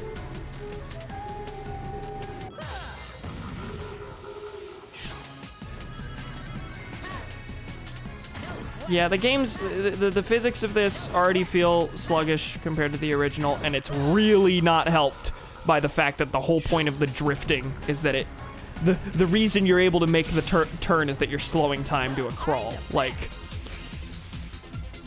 that doesn't lend itself well, I don't think, to a fast-paced feel. This just has an entirely different vibe to it. I like it more than most solely because, hey, Shadow's actually in the story now. But is it in any meaningful, like, shadowy way? Like, Shadow's gonna be there, but it's nothing that happens is gonna be relevant to Shadow specifically, I assume. He's just gonna be there and he's gonna be like, I am the evil, edgy, I'm the not evil but edgy Sonic, and I want to be faster than him. I'm just Jet the Hawk with a raspy voice.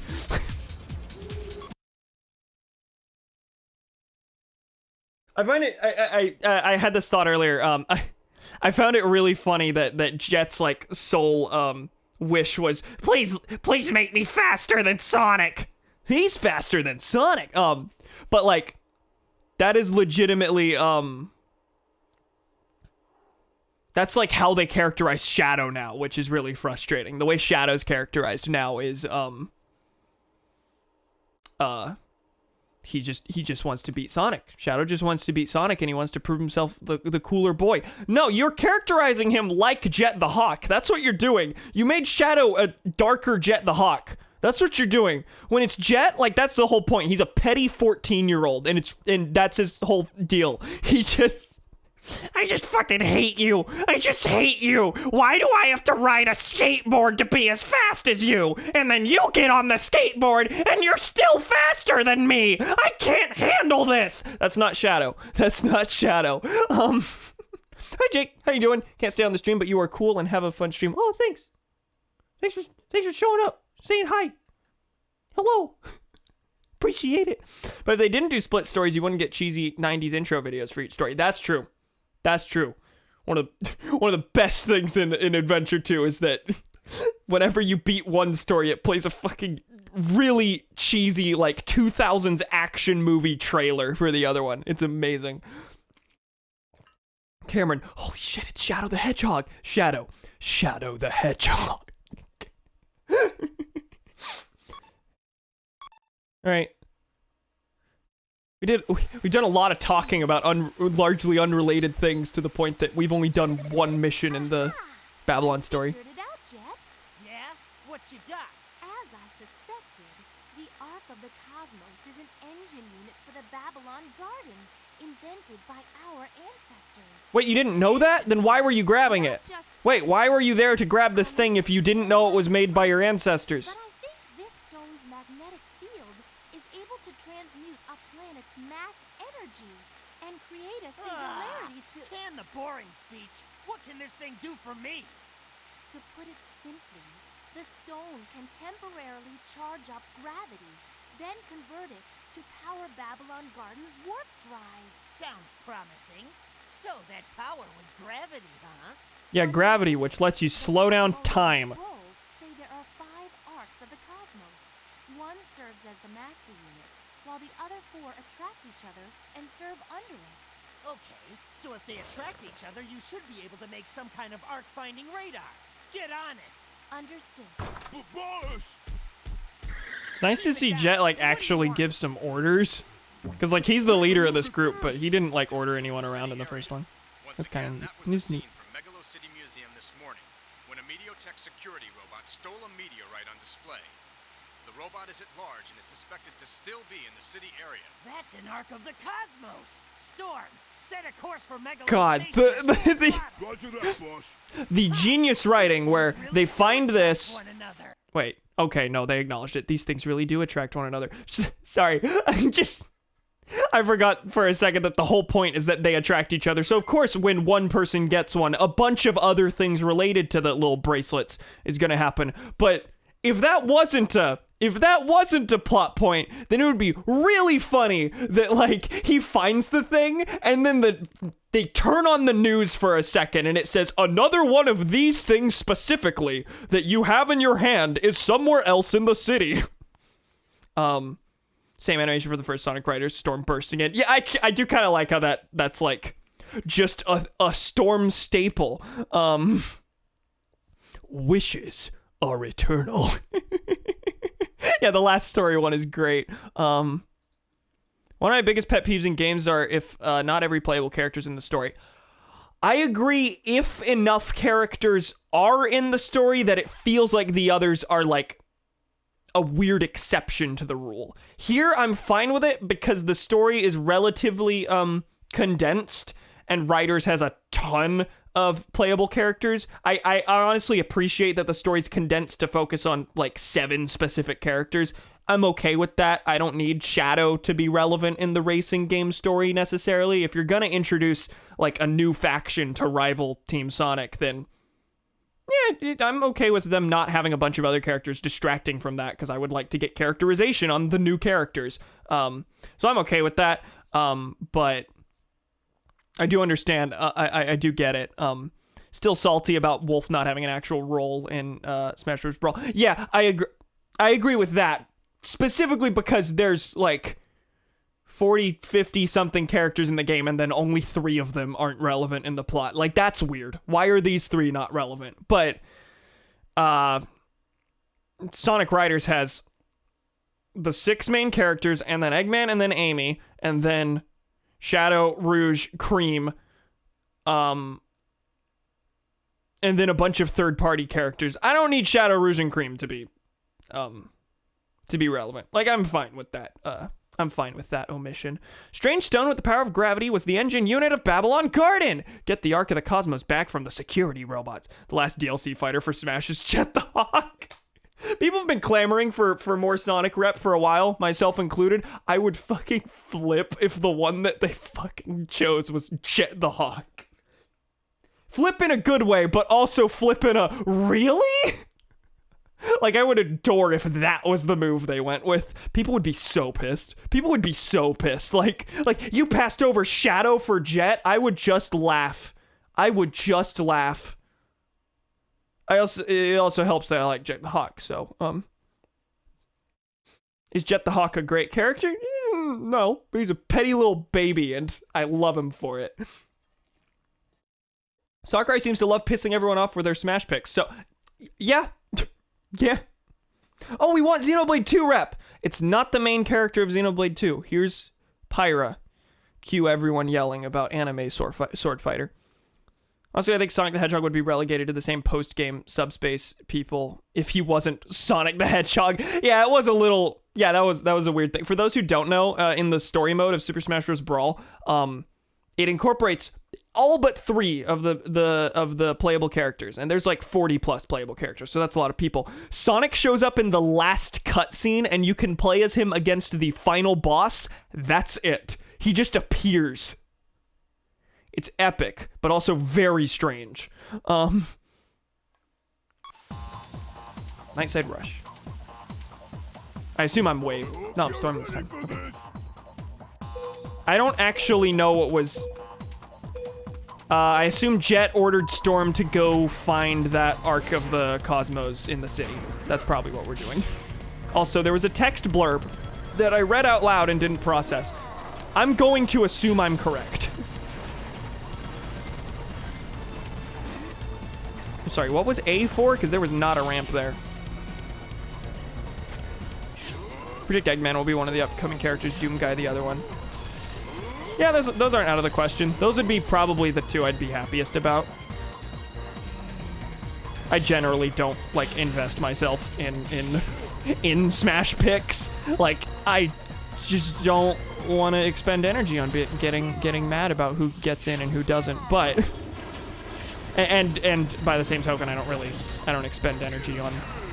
At this point, like, I'm a Nintendo boy, and I like the flagship Nintendo franchises, and that's mostly it. So at this point, the only thing I'd specifically be clamoring for is more Sonic rep, please. I'd appreciate that. But even if we didn't get any, I'd be fine with it. So, you know, there's not a lot of people that I'm like actively rooting for to get into Smash.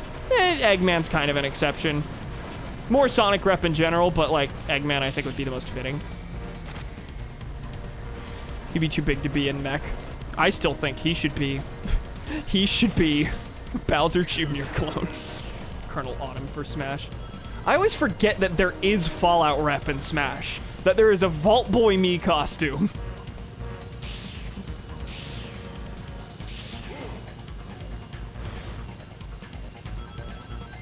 You know what? Fuck it. What Fallout rep we rooting for, pals? I don't know if Eggman could be a Smash character. Probably be too big to be in Mech.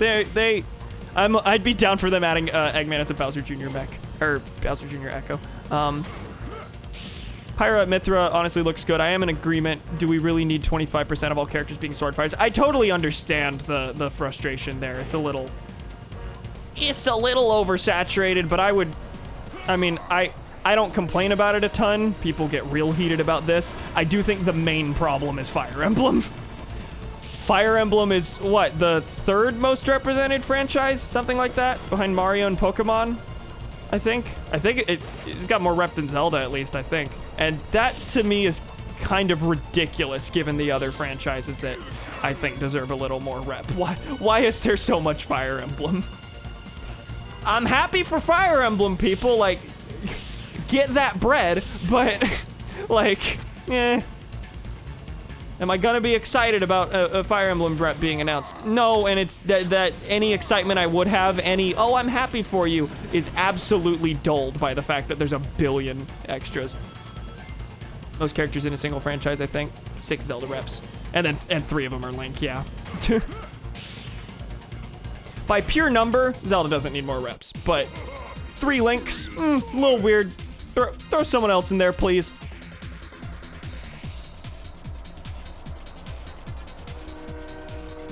Skyward Sword Impa or something like that. And I'm not like demanding more Zelda rep. That's more just a comparison. Like, why is there so much Fire Emblem? I don't get it.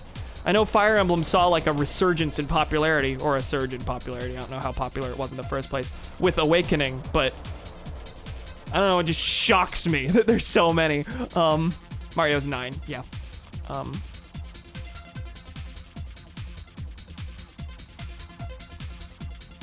You know what would be the best part if they add Eggman? There's only one final Smash he could possibly have, and you know what it is. Destroying the moon? That's false. There are a billion things that could be Eggman's final Smash. feel like he's really the only person from the Sonic universe besides Sonic that has a chance to be in Smash Ultimate. Yeah, there's a bunch that are already like that exist somewhere. Like Shadow's already an assist trophy, so is Knuckles. So unless they were to have like double there, that would be a little weird. Otherwise, I do feel like Shadow probably would have been an Echo Fighter from the beginning, considering like they had Daisy for Peach, they had Simon, and right alongside him is Richter as an Echo. I feel like Shadow as an Echo for Sonic is just like a really obvious choice. Come on, it could only be the Arc. I guess they could have the Death Egg or the Death Egg mech. I feel like, I don't know. I feel like if Sega has any say in what the how the representation is manifested, which I think it does, considering that our 2 stages are Green Hill and Windy Hill. Like our second Sonic stage is a fucking Green Hill ripoff. If Sega has any say in what the rep is, I feel like it probably wouldn't be an adventure era thing. That said, yeah, we've gotten a bunch of characters that are very fan service heavy for like that era of games. So seeing adventure epic things would be very cool and would pander to everyone but me specifically. Everyone except also me specifically. Sorry, that wasn't supposed to be like I would be disappointed in that. This they could have the Death Egg or the Death Egg mech. I feel like the Death Egg mech would make a lot of sense, but Eggman's got a billion robots. They could make a new Eggman machine for a final boss or final Smash for a final boss. They add a story mode, and Eggman's the final boss of it. Imagine an Echo pack where they put like 6 Echoes in a pack for the price of 1 normal fighter. That'd be very neat.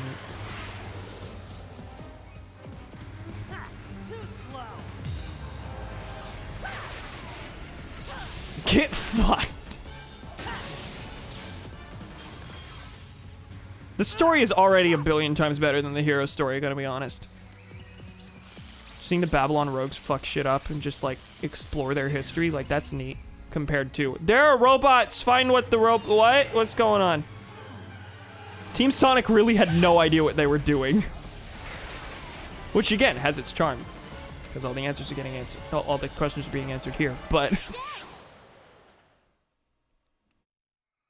Jet, you good?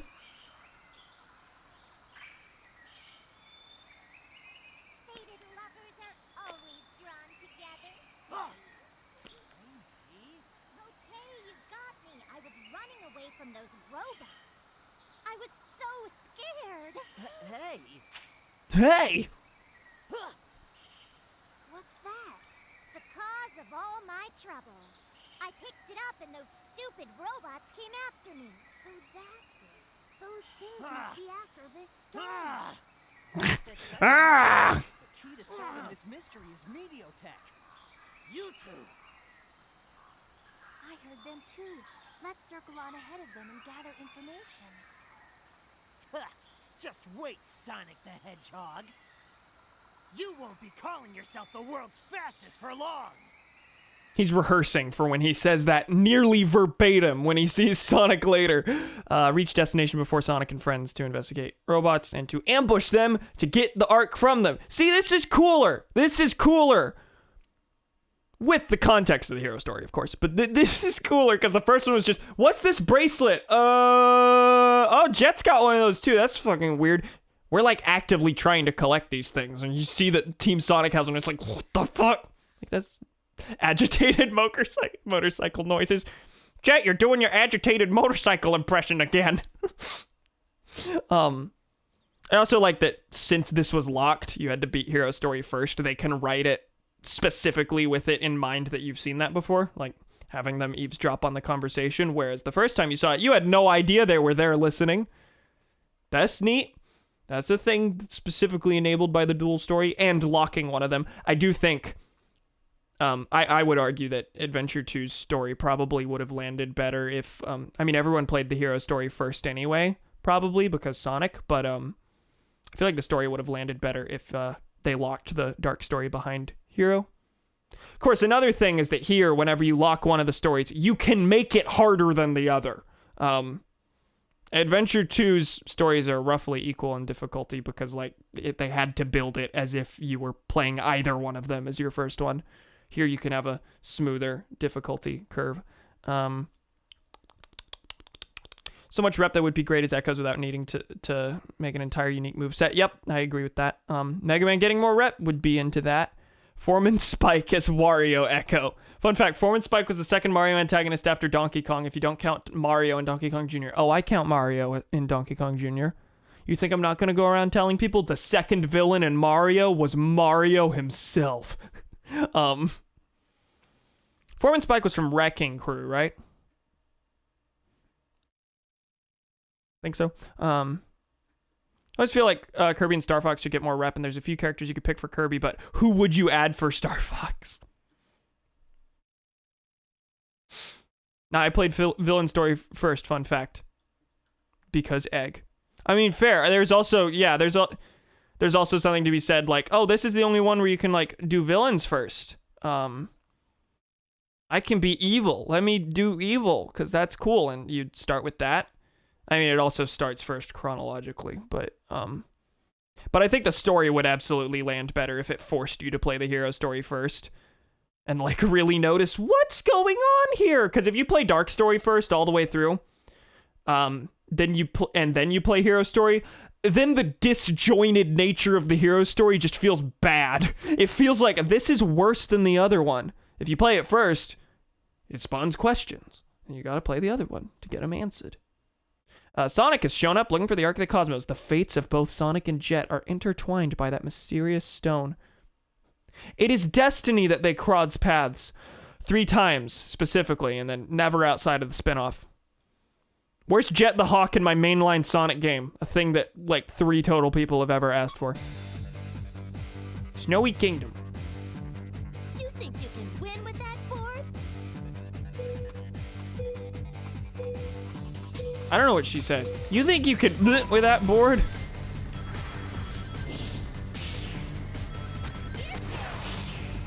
You think you can win with that board? That's right. She's the mechanic. She thinks she's the epic one with the truly epic top of the line boards, and everyone else is inferior.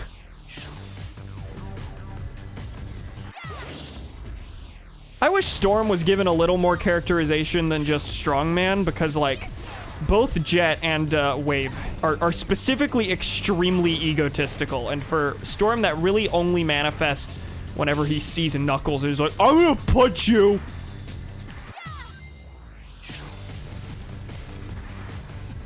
I mean, Wave is also pretty boring. I'd say Jet is really the only one that I actively care about, but, Storm is far more the weak link compared to Wave. Storm just sucks. Storm sucks.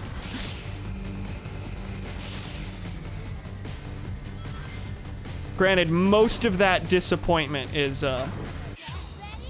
just comes from the fact that I did not know he sounded like that, and then when I heard his voice for the first time, I was like, oh, he's one of these characters. Except this is better because he at least has an accent. So they should give Storm an accent in the next one.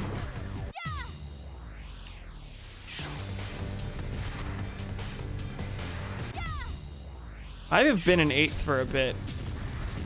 You know, I said all these races are easy on the first one, and I hadn't considered, wait, no, Babylon is supposed to be harder.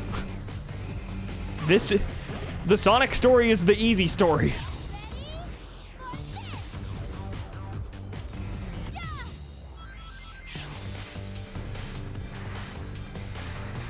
Why am I doing so poorly this time? What lap are we on? 2? There's technically still time to save this. I don't have faith that I will. Oh god, I don't think I landed that. C, shit.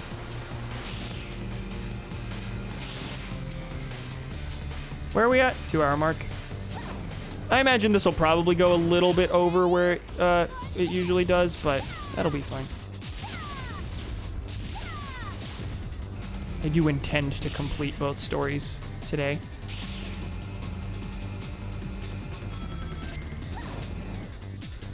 There's more racing games had stories. I would be okay with that if they bothered to do anything better than there's a racing competition. which is 2 of the 3 Sonic Riders games. But yes, no, I agree with you. I think it's really charming that... I also just think it's really, like, it's a nice introduction into the game. Like, I find it hard sometimes to, like, I find it a lot easier to get into playing a racing game or any other, like, wacky spin-off of the same type unless it does have a story for me to play single player, because otherwise it's just like throw yourself through a bunch of cups, a bunch of various tournaments on your own that you could also do with friends, essentially. So yeah, I agree. The stories, more stories, fun. It's also just I feel like those can serve as a tutorial for the game. Like Splatoon has a campaign, and I think it's designed kind of as a way to get you used to the mechanics in time to play the game multiplayer competitively. Anyway, I did trash there, but I guess I had to get top 3 because it says next. Sure, let's move on. I don't care.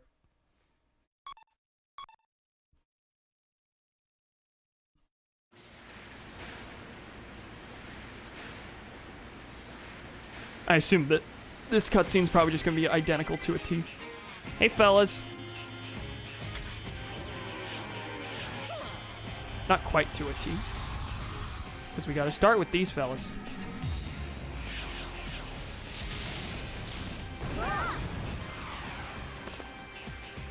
It's been a while, Sonic the Hedgehog. Jet? We're here to settle the score from last time. Anytime, Babylon Road. Cut it out, Storm. All right. They cut the part where Tails was like, wave! At least I think. What are you talking about? Don't play dumb. Not after swiping the Ark of the Cosmos right out of our hands. Hey, hold up a minute. Girls hate guys who rush them, Jet. Rush? Ha! I'm the fastest thing in the universe, and today I'm gonna prove it. Ha!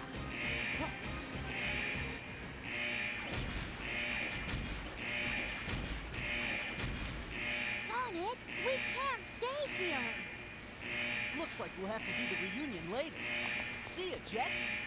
Hey, wait!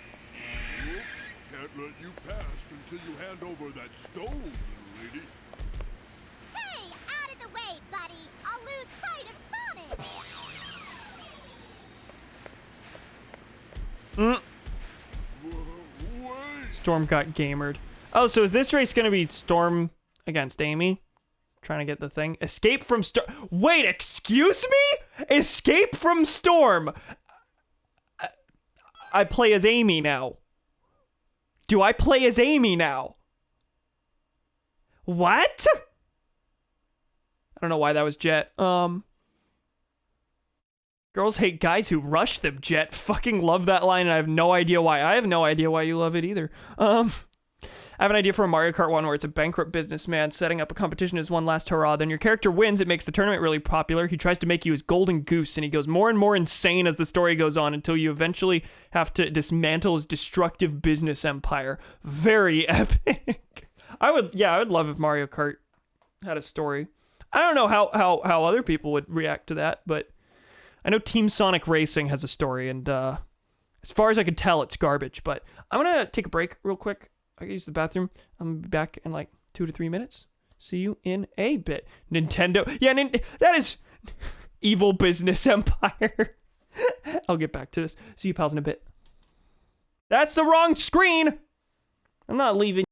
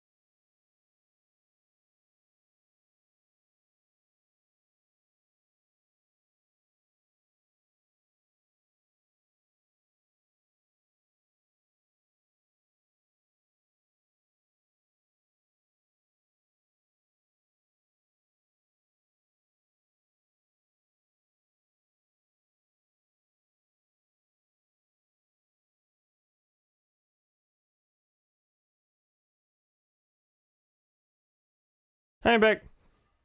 What? Nintendo Evil Business Empire. I don't know how receptive the company would be to that.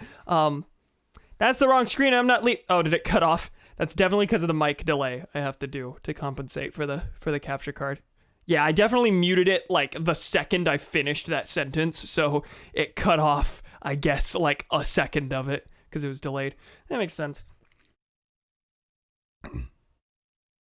So I'm assuming I'm going to play as Amy to escape from Storm, which is interesting and lays out something that I thought was weird, but I think is ultimately a strength in the first Sonic Riders, which was all of the races, they made sure the race's intended outcome reflected the canon of the story. So honestly, if you play as Amy, that'd be pog as fuck. What capture card do you have that has significant delay? I have the first model of the Elgato.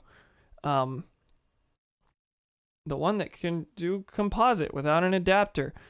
I'll get another one day, but yeah, right now it's got delay.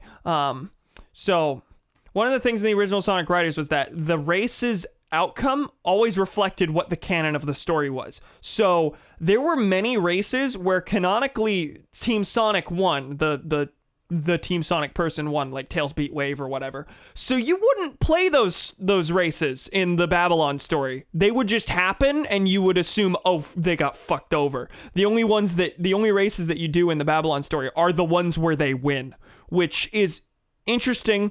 Also feels weird because like there's a lot of spots where you don't like Tails is supposed to be Wave's rival, but you only race Wave as Tails. You don't race Tails as Wave because Wave loses.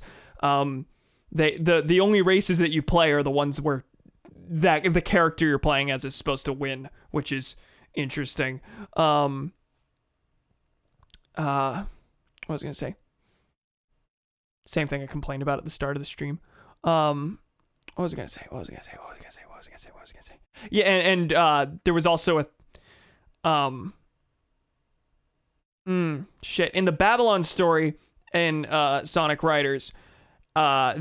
There is a Sonic versus Jet race that you do play from both sides of the story because canonically it ends in a tie. There is then another race after that's Sonic versus Jet, and Sonic canonically wins, so you don't do that race as Jet. You do a different race as Wave, and it is very bizarre, doesn't feel climactic because the last Babylon you play as in the Babylon story is Wave. Anyway, I'm not sure... loads of racing games do this thing with their stories where like you have to win the gameplay but you'll still lose in the story. Yeah, I do like and I like that they account for that here pretty well for the most part. That said, it feels a little weird cuz like there are big story important races, but since these stories are about two opposing teams, only one of them wins in most of the races, so you just don't do them as one side, which feels weird. Also, why is Amy always relegated to this role being playable in stories that have nothing to do with her? I was thinking it'd be like Adventure 2, where she's active in the story but isn't playable at all, which is also weird. They do this kind of thing with Amy a lot. But yeah, Amy's in Silver's story in 06. She's part of Team Silver, basically, with Silver and Blaze. We're gonna do this. Meteor Tech Spark works.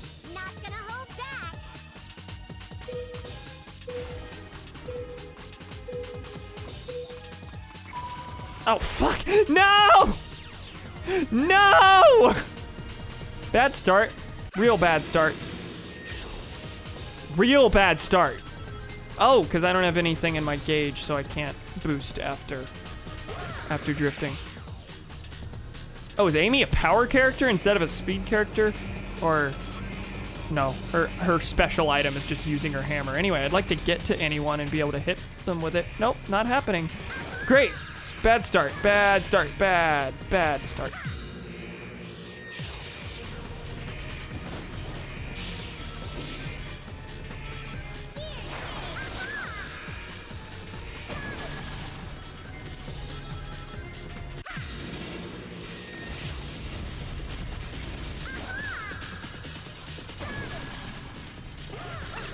Any characters aside from the main three in each story for 06 that are playable? are you referring to the fact that each story has 3 characters, like Sonic, Tails, Knuckles, Shadow, Rouge, Omega? Yeah. I don't think there's anyone beyond that.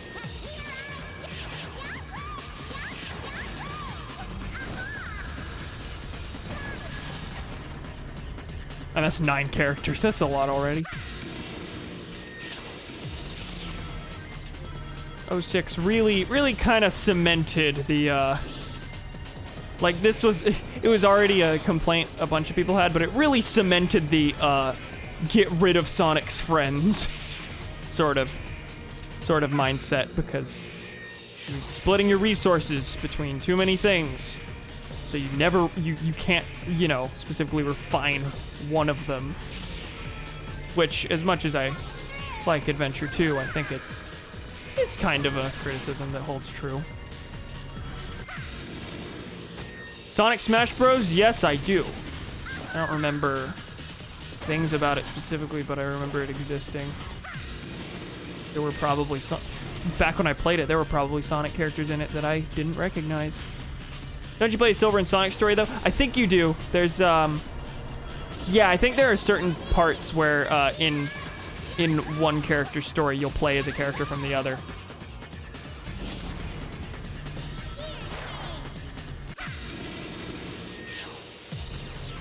Like, there's, Kingdom Valley, I think both Sonic and Silver go through. So, in Sonic Story, there's a segment where you play as Silver. Which is interesting. Why am I playing as Amy? Like, I get that... See, this one, like, I was saying that as mostly a praise, even if it led to some awkward moments. The races reflect what is canon. But here, that's just really strange, because this is the Babylon story. I get that Amy's supposed to escape from Storm, but in that case, don't make this a race. Because... Or maybe have it be a Storm race against robots where Amy's, like, so far ahead that, like, she's not even involved in the race or something like that. Like, there are other ways you could have represented this other than have a completely irrelevant character who hasn't been playable up to this point show up in the opposite team's, gameplay. It's just weird. I remember I had no idea who Mighty was. Yeah, he's from the arcade one, but yeah, he's become much more relevant since then. Pretty sure the good meme is that you can skip Silver's segment with purple gem exploits. Very epic. Like, get to Amy before the Eggman robots. Yeah, something like that. I did it better in 2 seconds of thought. Like, to some degree, I think it's neat that they, like, that would seem kind of like hokey, like an excuse plot for the race. Not that these all aren't just excuse plots for races, but like, yeah, that would seems very excuse plot. Like, oh, Amy's relevant to this, but she's not even in the race. That's weird. So in one way, I appreciate that they went with this, but on the other hand, like, yeah, that would feel so much less awkward.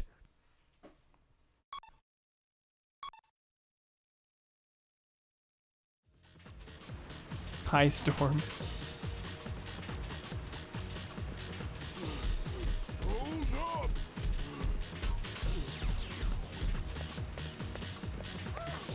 You ever give up?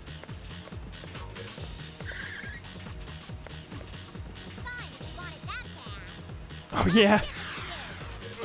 Fucking hell. Where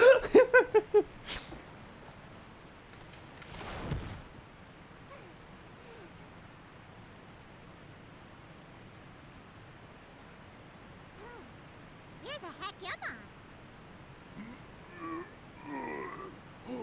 I would not want to fall into that Separated river. from Sonic, you big jerk. You big joik. So you're going to find the way out. Am I clear? Holy shit. Crystal clear, ma'am, sir. That's the context behind this scene. Good. No, okay, they could have had this cutscene happen, and then the race is like you play as Storm and Amy's in the race, and the reason you have to beat her is because you're leading the way or something like that. That would make some sense, and also still involve Amy in the race. Ma'am, sir. I loved that. The only good Storm line.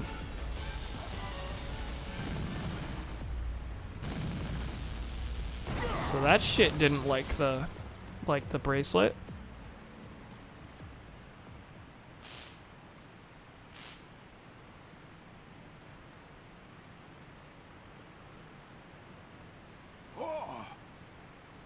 It's the same! This is just like the stone we found at the Gigan Rocks! Giga what? And now this makes 2 of them! I gotta get back and tell Jet! Hey, wait!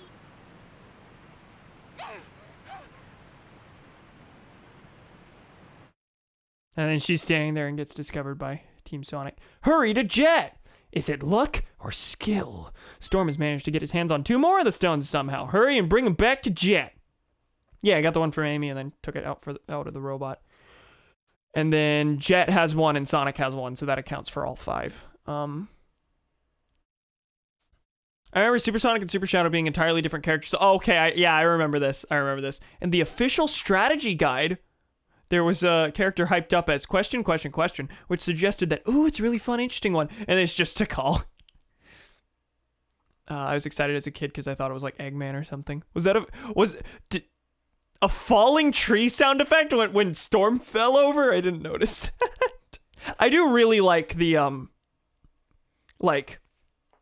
they don't try to fit to like the stereotypical Sonic mold of the era with these games. Like they say, fuck it, everything's futuristic. This takes place in an epic futuristic city. Does this fit into everything else? No, but does it matter? Shut up. Station Square? What's that? No, we're in iconic futuristic city because I can't think of any. Because my mind is racing instead. What was I saying though? What was I saying? And then there's like all the character designs are very exaggerated compared to their typical look. Like I think Sonic's quills are longer. His expressions are they've got the funny little goggles. Knuckles has those sharp teeth. Like it's very aesthetically unique compared to other Sonic games. And like there are things that look weird about it. For sure, but I like that this absolutely has an identity of its own. It's not just a Sonic racing game. Tempest Waterway. So we're getting to... I'm sorry, am I alone? Wait. Oh, this is a timed mission. I have to get to the end in 4 minutes. That's different. Was not expecting them to suddenly spring a new mission type on me. Sonic Riders artists and Mario Strikers artists should collab. Oh my god, yes. Yeah, is Sonic Riders the Mario Strikers charged of Sonic? Honestly, it might be. Yeah, Mario Strikers is very unique in its aesthetic. Characters are, yeah, somehow even more cartoony, but like in an edgy way.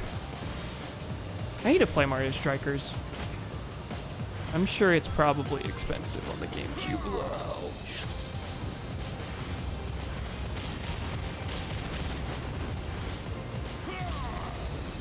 Whoa.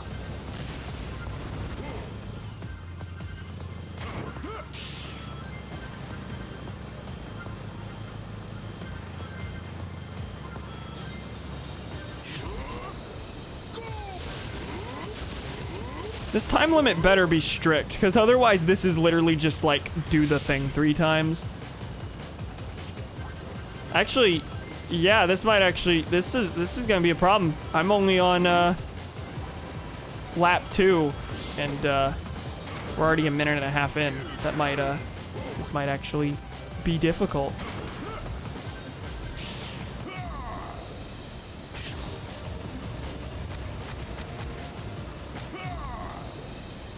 Also, the counter still goes at the same rate whenever you slow down time.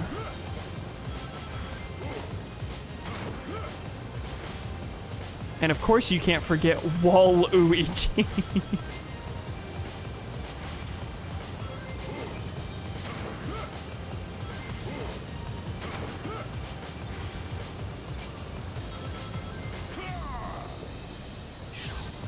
Where did I lose time at the start? I assume I must have screwed something up at the beginning, because looking at this time, this is actually going to be difficult. Possibly. Might be getting maths wrong.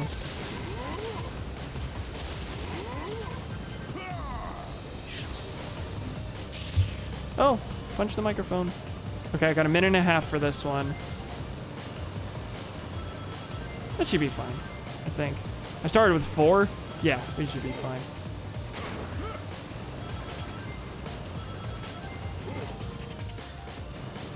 Mario Strikers Charged Football was a great game. Yes, that's what its name was in Europe. I'm sorry, was Diddy Kong like, wait, like this Buddhist person, excuse me? Oh, everyone has their own genre of music? That's really cool. That's one of the things I adore about Adventure 2. I always really like things like that. Oh, I haven't been using Storm's shortcuts. I can punch things. Remember that. 40 seconds.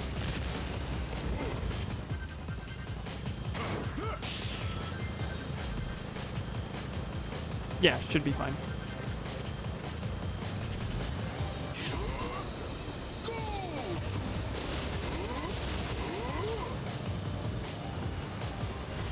Gonna cut it a little close, but we're good. What was I worried about? Oh, my first lap was my fastest. Okay.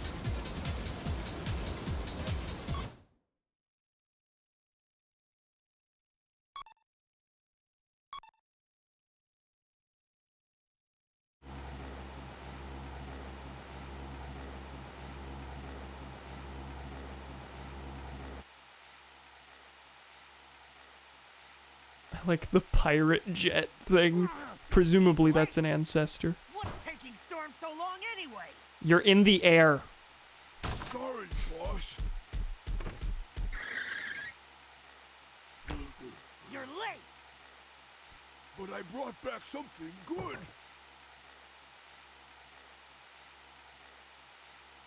Huh. Not bad, Storm. Not bad. Jet, What is it? I found a passage in that ancient text that has me wondering. I'll try to paraphrase it simply enough for you to follow. Let's hear it. We've reached our decision. We must sever the engine unit from this vessel. For if we delay, the contraction of the engine's core will lead the lightless black to consume everything. Hi, Eggman. How? Lightless black? What the heck does that mean? Who can say? What are your thoughts? How should I know? Anyway, we can leave the Oh, so this for skipped later. over them questioning Now, Eggman. We need to collect these arcs of the... That's a little awkward. I feel like that should replay. Just like, even though we've already seen it, that should replay just to contextualize everything. That's the Eggmobile model from Sonic Adventure. Look how fucking low poly that is. To my ship, Willie! Full speed ahead! Follow him!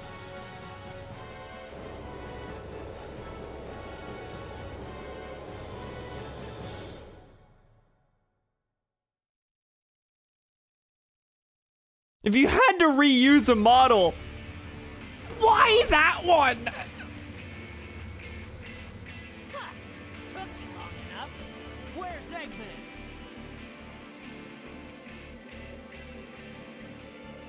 They call it the Crimson Tower. It's Mediotech's signal tower. Oh, they're cutting out so much of this scene. Relay through facilities across the world to control the robots. In other words, you're looking at Mediotech's brain. That big Eggman nabbed the arcs of the cosmos we've gotten and ran in there. What's he after this time? He's probably planning to use the stone's power to issue an order to all the world's robots from this tower. Sooner or later, he was planning to set the robots rampaging. That was probably his reason for forming Mediotech in the first place. The Eggman Land project again, huh? He never gives up, does he? Well, looks like we gotta storm the place. Huh? Huh? You think I was just sitting around here twiddling my thumbs? Sonic the Hedgehog? I follow you. Sorry to keep you waiting. First one to nab Eggman gets all of the Arcs of the Cosmos. Huh? And the title of fastest creature in the universe. Huh. Sounds like fun to me. Let's get started. The water heater's so loud now, I'm sorry.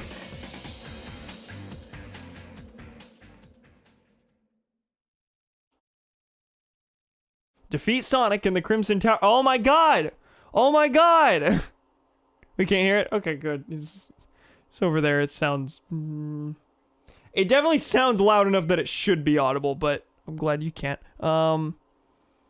His super kick, whatever it's called, has Diddy Kong take a meditation / inner peace pose while a gong is played. Interesting. Okay, even when you're talking, we can't hear it. Okay, good. I'm glad. What is the lightless black referred to in the Babylonian scrolls? As the plot thickens, Eggman raids the airship to steal the stones. That's the thing that just happened. That's not really a... Okay. What was I gonna say? Yeah, it was a little weird that they cut out the first Eggman scene, because... that means it feels awkward at both stories. Come on, video game. Also, I think this cutscene was a little cut down. They definitely cut down the earlier scene where the Babylons and Team Sonic meet for the first time. Sonic Adventure 2 does the same thing. There are some scenes that are repeated in the Dark Story that are cut down by like 2 or so lines. Okay, so they questioned Eggman. Eggman was like, I have no idea. I just robots. And then he stole from Jet, and now, yeah. Eggman barely appears in general, which is odd. Yeah.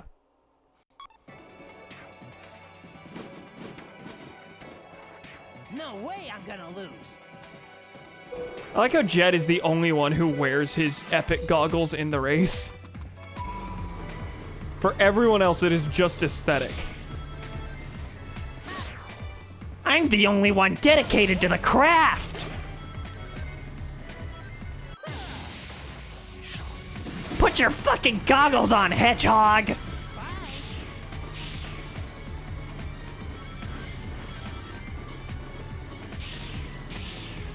Okay, there's a grind rail. I can use that on the next lap, presumably. Hi, Sonic. Wow. Challenge.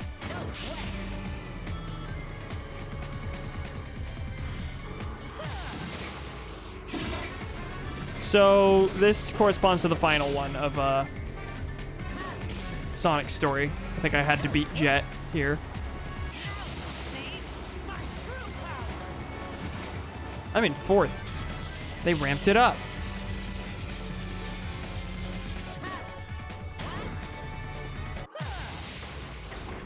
No, that's not what I meant to do. I just drifted on a straightaway.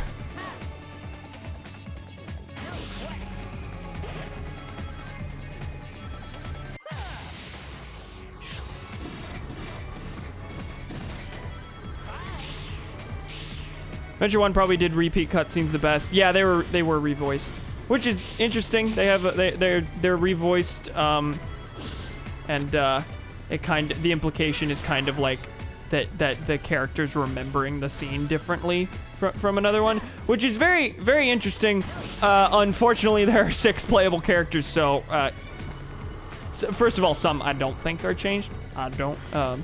Some I don't think are changed, but even the ones that are, it gets really frustrating to watch the same cutscene like potentially 6 times. That said, the way they did the repetition is neat. I like it. Eggman sounds scarier in Tails' story because he's a young little baby who's actually scared of him, whereas Sonic just thinks he's a laughingstock.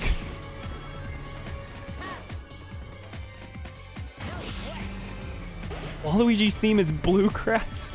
Waluigi is sad cowboy confirmed. Hell yeah.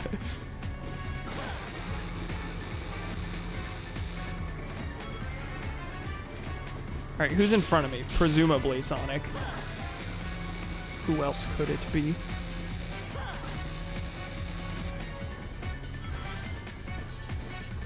Alright, I've caught up. Oh, we're on the third lap. We're almost done here.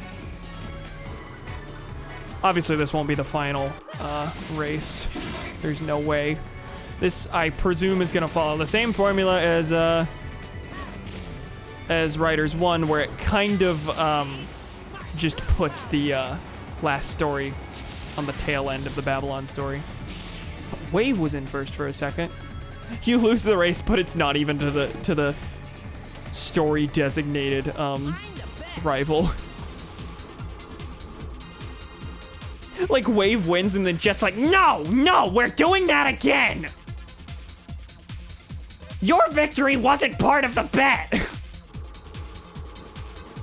Each of the secret characters have very exotic music types. Bowser Jr.'s is surf rock, Diddy Kong's is Hindustani classical, Petey Piranha's is calypso. That's epic! None of these connections sound like they make any sense to me, but I really adore the thought. All right, let's go find Eggman.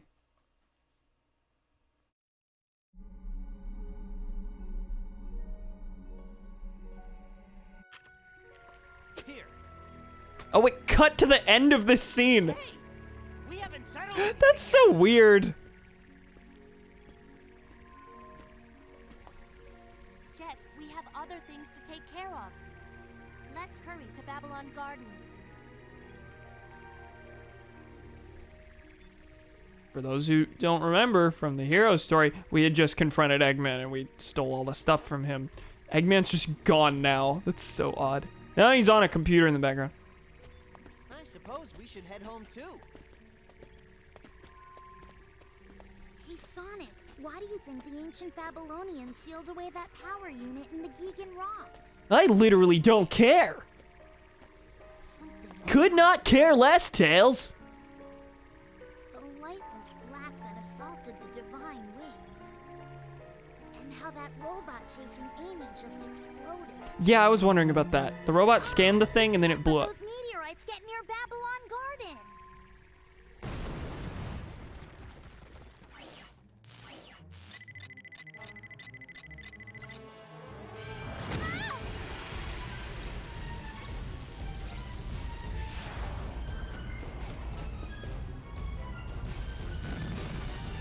Where are you going with that thematically irrelevant Xbox? How is that thing still flying? Eggman! I don't know. What? All I can say is that something nearby is generating a massive electromagnetic pulse. That may have forcibly engaged the program in the robot's buffer. Sonic, the Babylonians weren't able to control the power of those meteorites. What do you mean? I figured out how they can change gravitational polarity. It's a black hole. Oh shit, Meteorites okay. amplify gravity to form black holes. That's the lightless black that attacked the divine wings.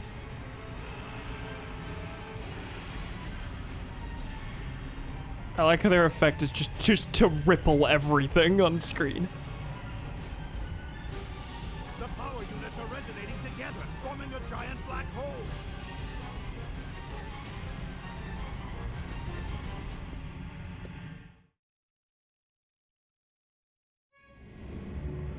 CG!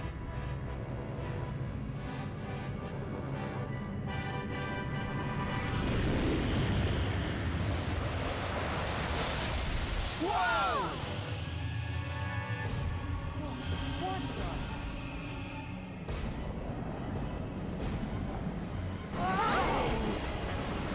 I love skateboarding.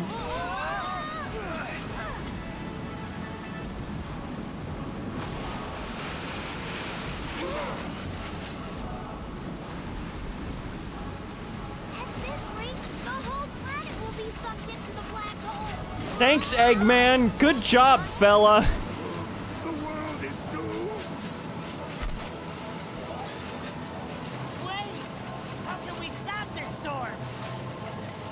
unit in the engine room powers Babylon Garden. We can disconnect it. That should do the trick. I'll go on ahead. God, this is such a whiplash.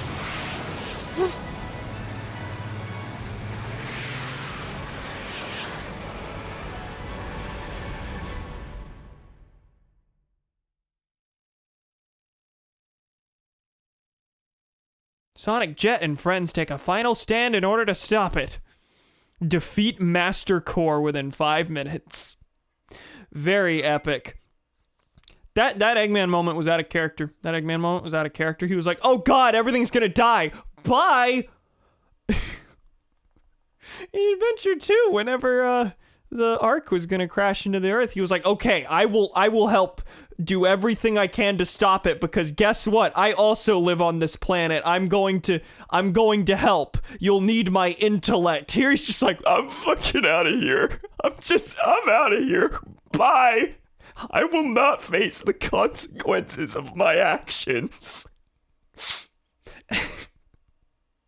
That's not like, I mean, different games have interpreted Eggman differently. Like, that's not out of character necessarily, depending on which Eggman you're talking about, but it's still funny to me, because, like, he's historically teamed up with the heroes whenever necessary, but whenever the big evil happens.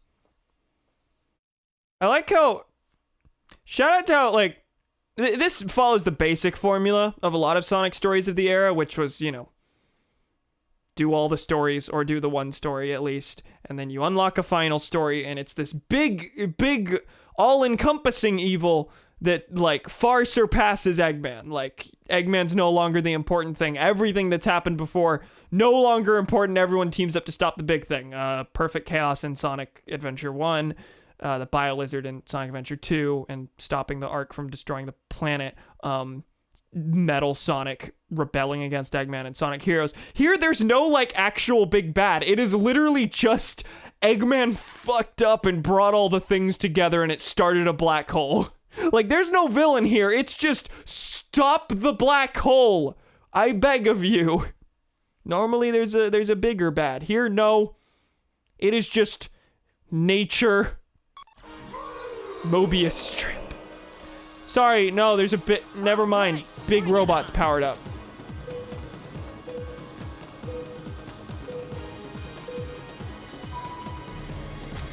Technically, yes, I suppose the big bad is the robot. So it said defeat it within 5 minutes.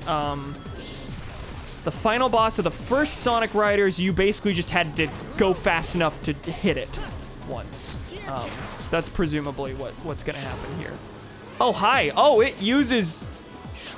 Sorry, I didn't do that. I didn't do that. The gravity effect just, like, happened. Actually, I'm not able to use the gravity effect. I don't know what's going on.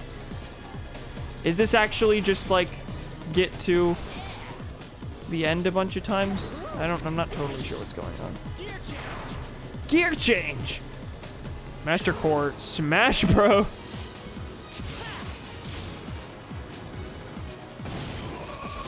Okay, yeah, you're supposed to slam into it a bunch of times. Now, it still says I'm on lap 1, so I'm curious if laps are even a thing that technically exist, or no. Your placing doesn't actually matter. Sorry, Storm. I presume your placing doesn't matter.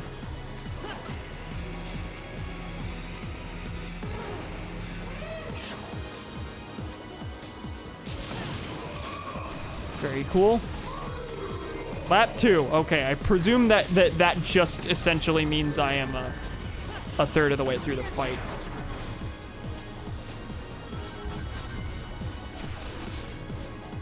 Well, this certainly feels less out of place for a Sonic ending than fighting the genie at the end of Riders 1.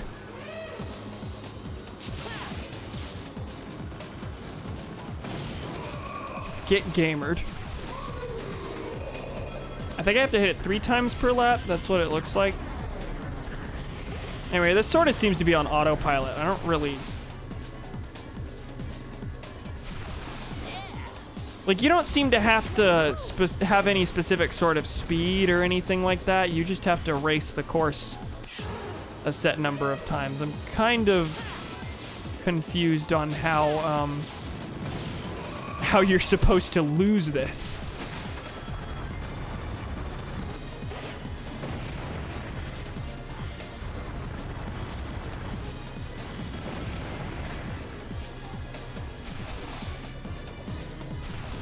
Yeah, the final boss final boss here feels a little weird. Final boss of Riders also felt weird because, I'm sorry, Storm, were you on your feet for a second? Alright. Anyway, this can't do your, or at least this didn't really try beyond, like, the big new threat. Typical Sonic games, like, really do this big presentation for the final boss, like epic rock music blaring, Sonic usually assuming like a new powered up form. Here it's like operatic music while you slam into a circle a bunch of times.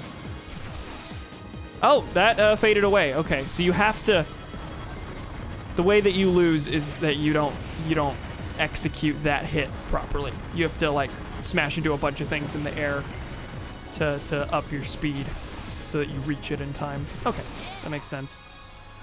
That said, that's only the second time I fucked that up. It's a little difficult to fuck up. You only seem to have to hit like one of the things.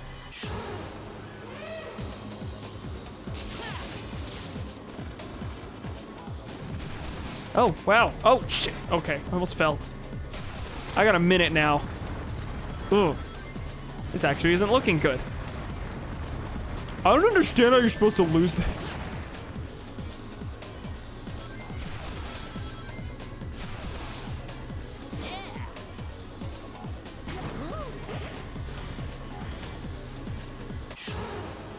All right.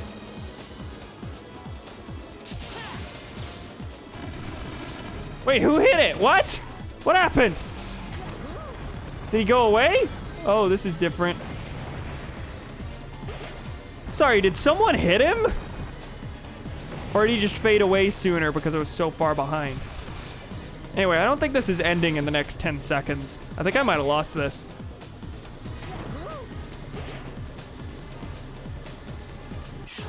I've definitely lost this. Shit. That's unfortunate. That's another 5 minutes to go now. I forgot it just like awkwardly brings up a pause menu. Yeah, restart.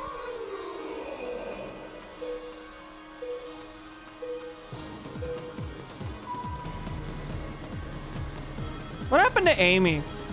Where's Amy? She's not in this race, right? I don't think so.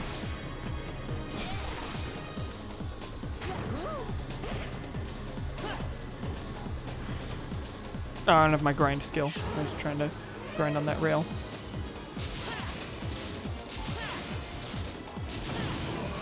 Alright. Here's my first hit. On the first attempt, I failed that first hit, so we're at least doing better so far. Are you gonna do any attack? No, you're gonna disappear to the abyss.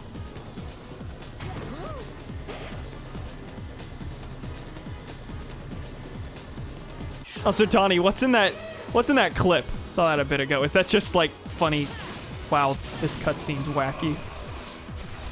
Also, I like the almost like the complete lack of surprise in chat at the fact that this just culminates in a black hole that threatens the entire Earth, just out of nowhere. There was technically build up to it, I suppose. The limitless black that consumes the divine wings.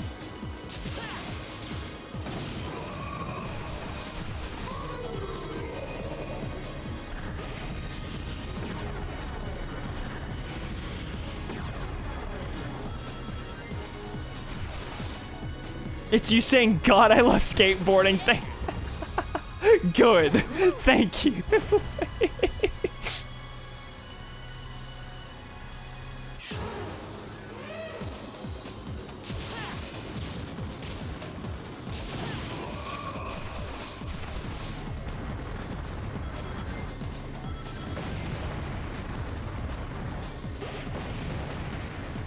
I think this course can be unlocked, meaning you can beat the final boss as any character. If it's like Riders 1, you can unlock the course, but the boss isn't there in multiplayer. But, like, you're the one who played this, so who's played this, so I don't know. Yeah, in Riders 1, beating the final boss unlocks a stage called Digital Dimension. And it's the course you fight the final boss on, but there's no boss. And it's no longer endlessly repeating.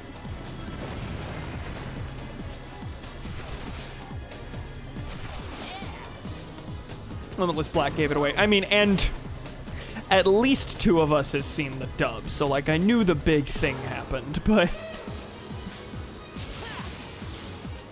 somehow in the moment I wasn't thinking, oh, Limitless Black, oh, that's referring to the big thing that happens later.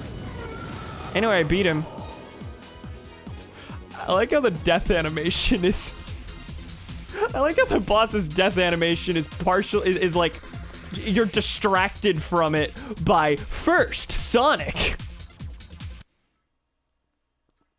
Very epic.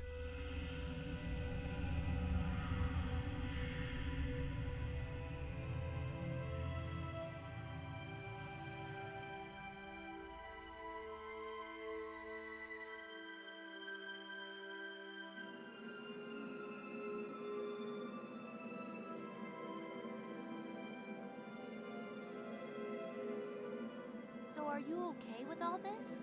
Well, much as I'll miss the vastness of space, this world still has its charm. Besides...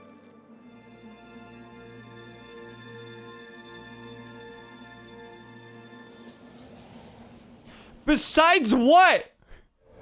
I know what this is leading to.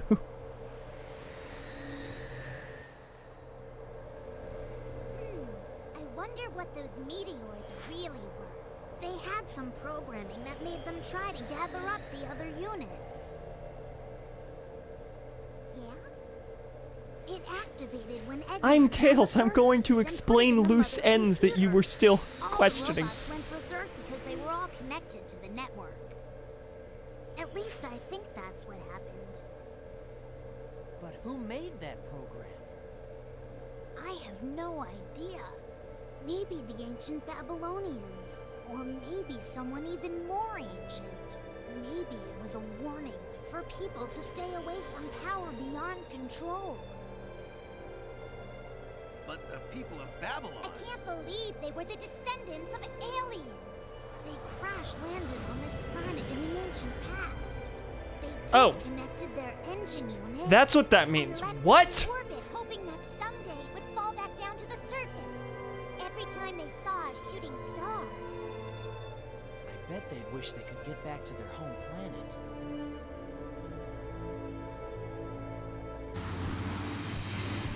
Maybe that's why people started wishing on shooting stars.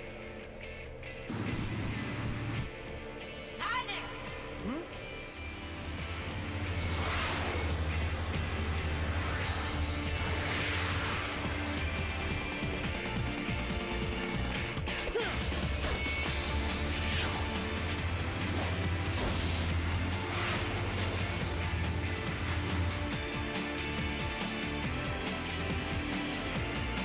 They zoom in.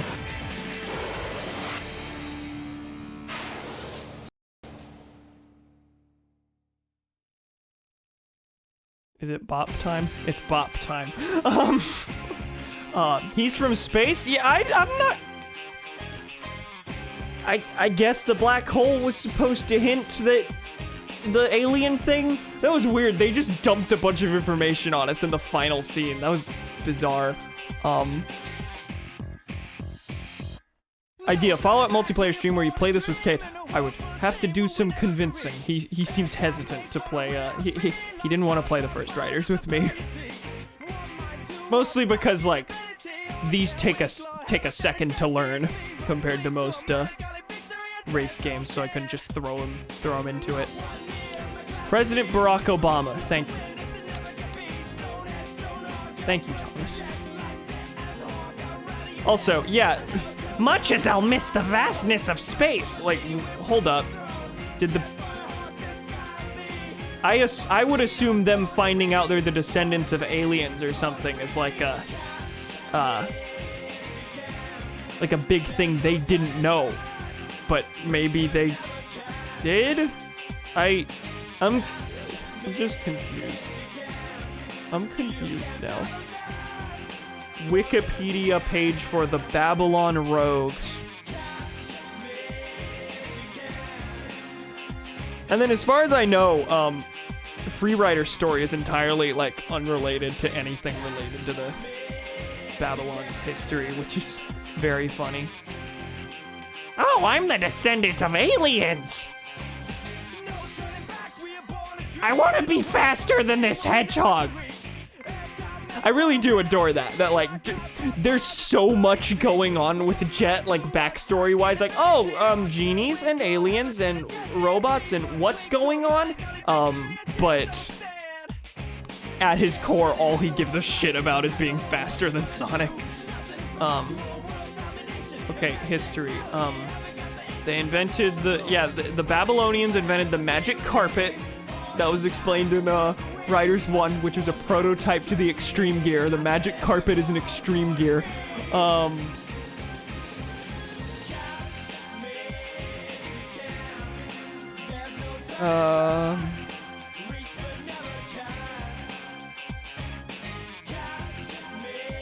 the Babylon Garden's a fucking spaceship. They eventually, the Babylons eventually settled on Earth, became a legendary band of thieves, invented Extreme Gear, wished to return to their home planet, but they left the engine units in space and waited for them to fall down as meteorites. I don't know what's going on here.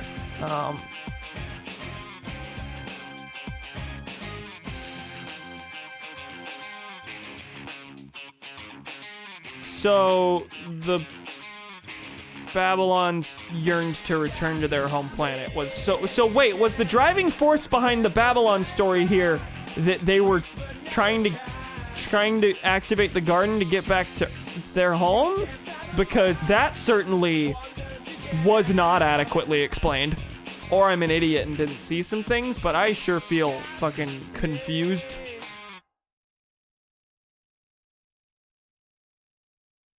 Less than 3 hours in the game is just done. Yeah, I didn't expect it to be a one-off.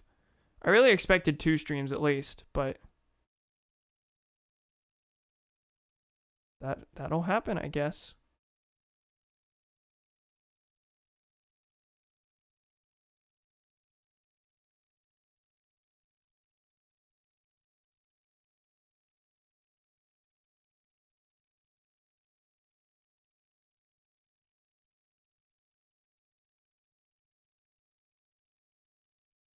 Avalon Cup's been unlocked in World Grand Prix. Wow. Woo. 80s Boulevard? Mobius Strip. 90s Boulevard. Oh, Silver's in this game. Shit, I didn't know that. Silver and Blaze. Okay, I had no clue. Oh, you also unlock one of the fucking drones.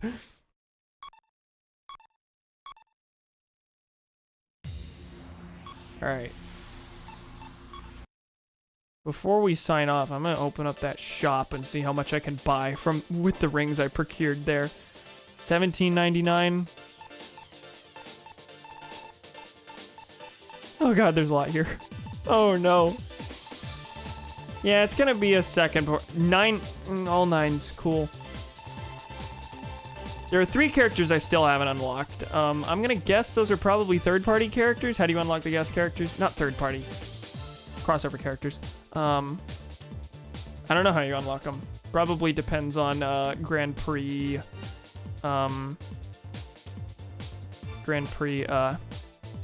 performance.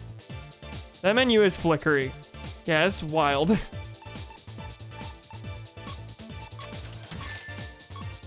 Okay, I bought 2 gears. Wahoo.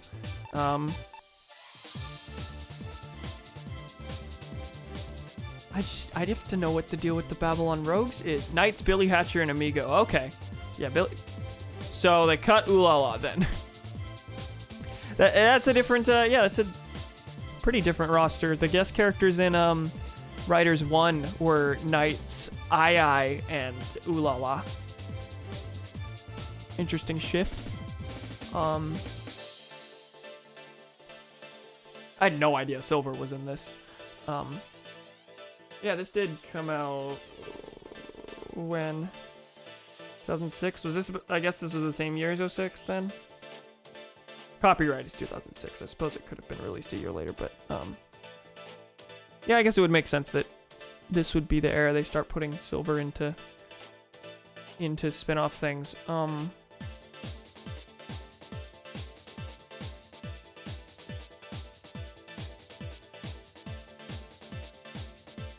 I'm gonna miss space. What's going on there? What's the deal?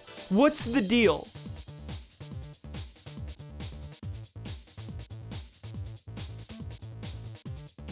Babylon Rogues, space.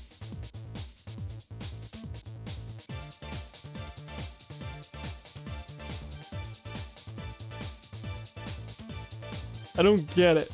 Do any of you get it? Was there something that I just totally missed?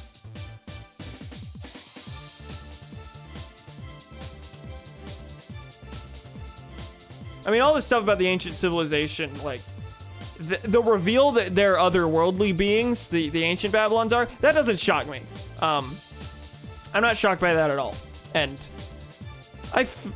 yeah, I had a feeling throughout all that, but I'll miss space. Jet, wait, have you been? Wait, did you know you were aliens? Were you trying to collect the things for a specific purpose? Like, to try and get to space? I don't know. I feel like that part might have been like a mistranslation. It's possible that it was like, Wave was asking, are you okay that we've like cut ourselves off from space or something like that? Like maybe at the start they were trying to get back to their homeworld, and then by destroying the core here, it meant that they could never get back onto Babylon Garden and fly places. Maybe when Babylon Garden was revealed in Riders 1, they discovered it was a spaceship, and just fucking between games they went to space. I don't know what's going on. And I don't think any more of me sitting here trying to math my way through it is going to actually adequately explain what happened. That story was weird. They tried to tackle... They tried to include a bunch of different complex plot lines that aren't bad in and of... Or complex plot points that aren't bad in and of themselves, but definitely could have done with some extra time. That's, I think, the main thing is, like, the first Riders, as much as I complained that it was mostly just, oh, it's a race competition, and then there's this big reveal about what the Babylons are. Like, that was fine because it was a decently small scale story for a for a short story mode. Here, the story mode was just as long as the first one, but decided to include a bunch of other stuff, I guess. I don't know. Eggman never really felt like a villain. The black hole thing was teased by like one throwaway line. I don't know. It was weird. Did you unlock both of the drones? Oh, is there another drone? Guess I'll check.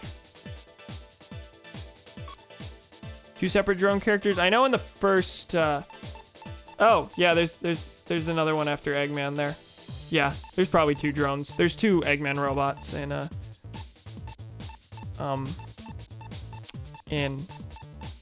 Riders. They were both linked to I think your playtime.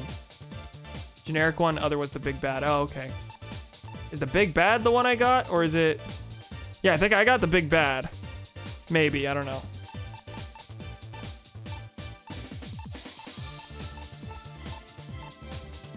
Yeah, I guess the big bad you probably unlock through completing the story, and then the normal one you probably get either from a certain amount of playtime or doing a Grand Prix. I'm gonna do a random race as Eggman. Anyone have any insights on the story, perhaps? Probably not. I have no idea what's going on. I didn't think I'd leave with so many questions. Eggman.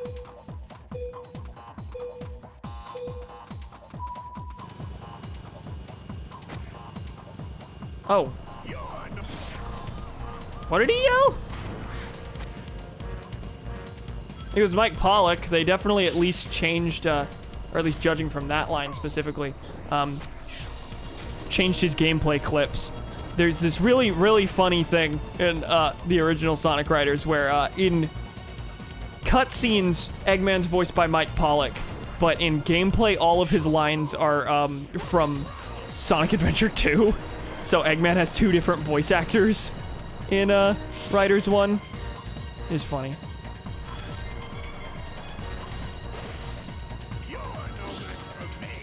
You're no match for me! Epic. Do you have other lines? I just want to know if Dean Bristow is in here anywhere. Because it would be funny. Because I do think some of his gameplay clips in Riders 1 are Mike Pollock. Which is funny because they do not voice him the same way. No, they don't. This game doesn't seem nearly as good as I remember. Yawn. I mean, I adore Riders 1, but yeah, the story is absolutely not why. I do stand by my opinion that the gameplay here is not as good as Riders 1.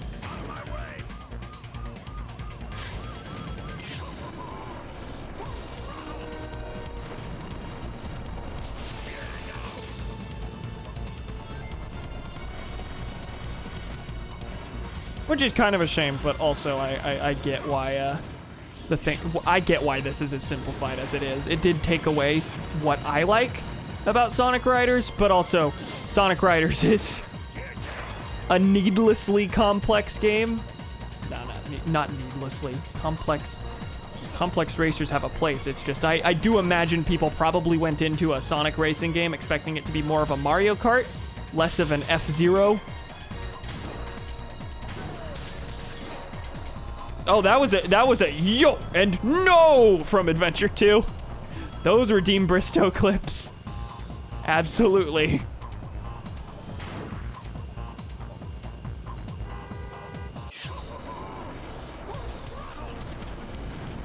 I like Eggman flying through the air like this. This is funny.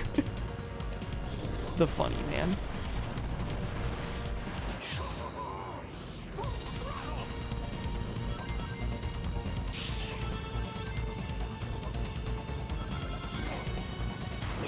Oh, Knuckles won. Damn. That was Dean Bristow. How's that? They voice him differently. It's very funny that it's a mix of the two. Of course. Dodge sky trains and race the... I can choose between the two now, right? Yeah. Every course essentially has 2 different versions. Same basic format as Riders 1. 80s Boulevard and 90s Boulevard. Yeah, these are the Sega-themed ones.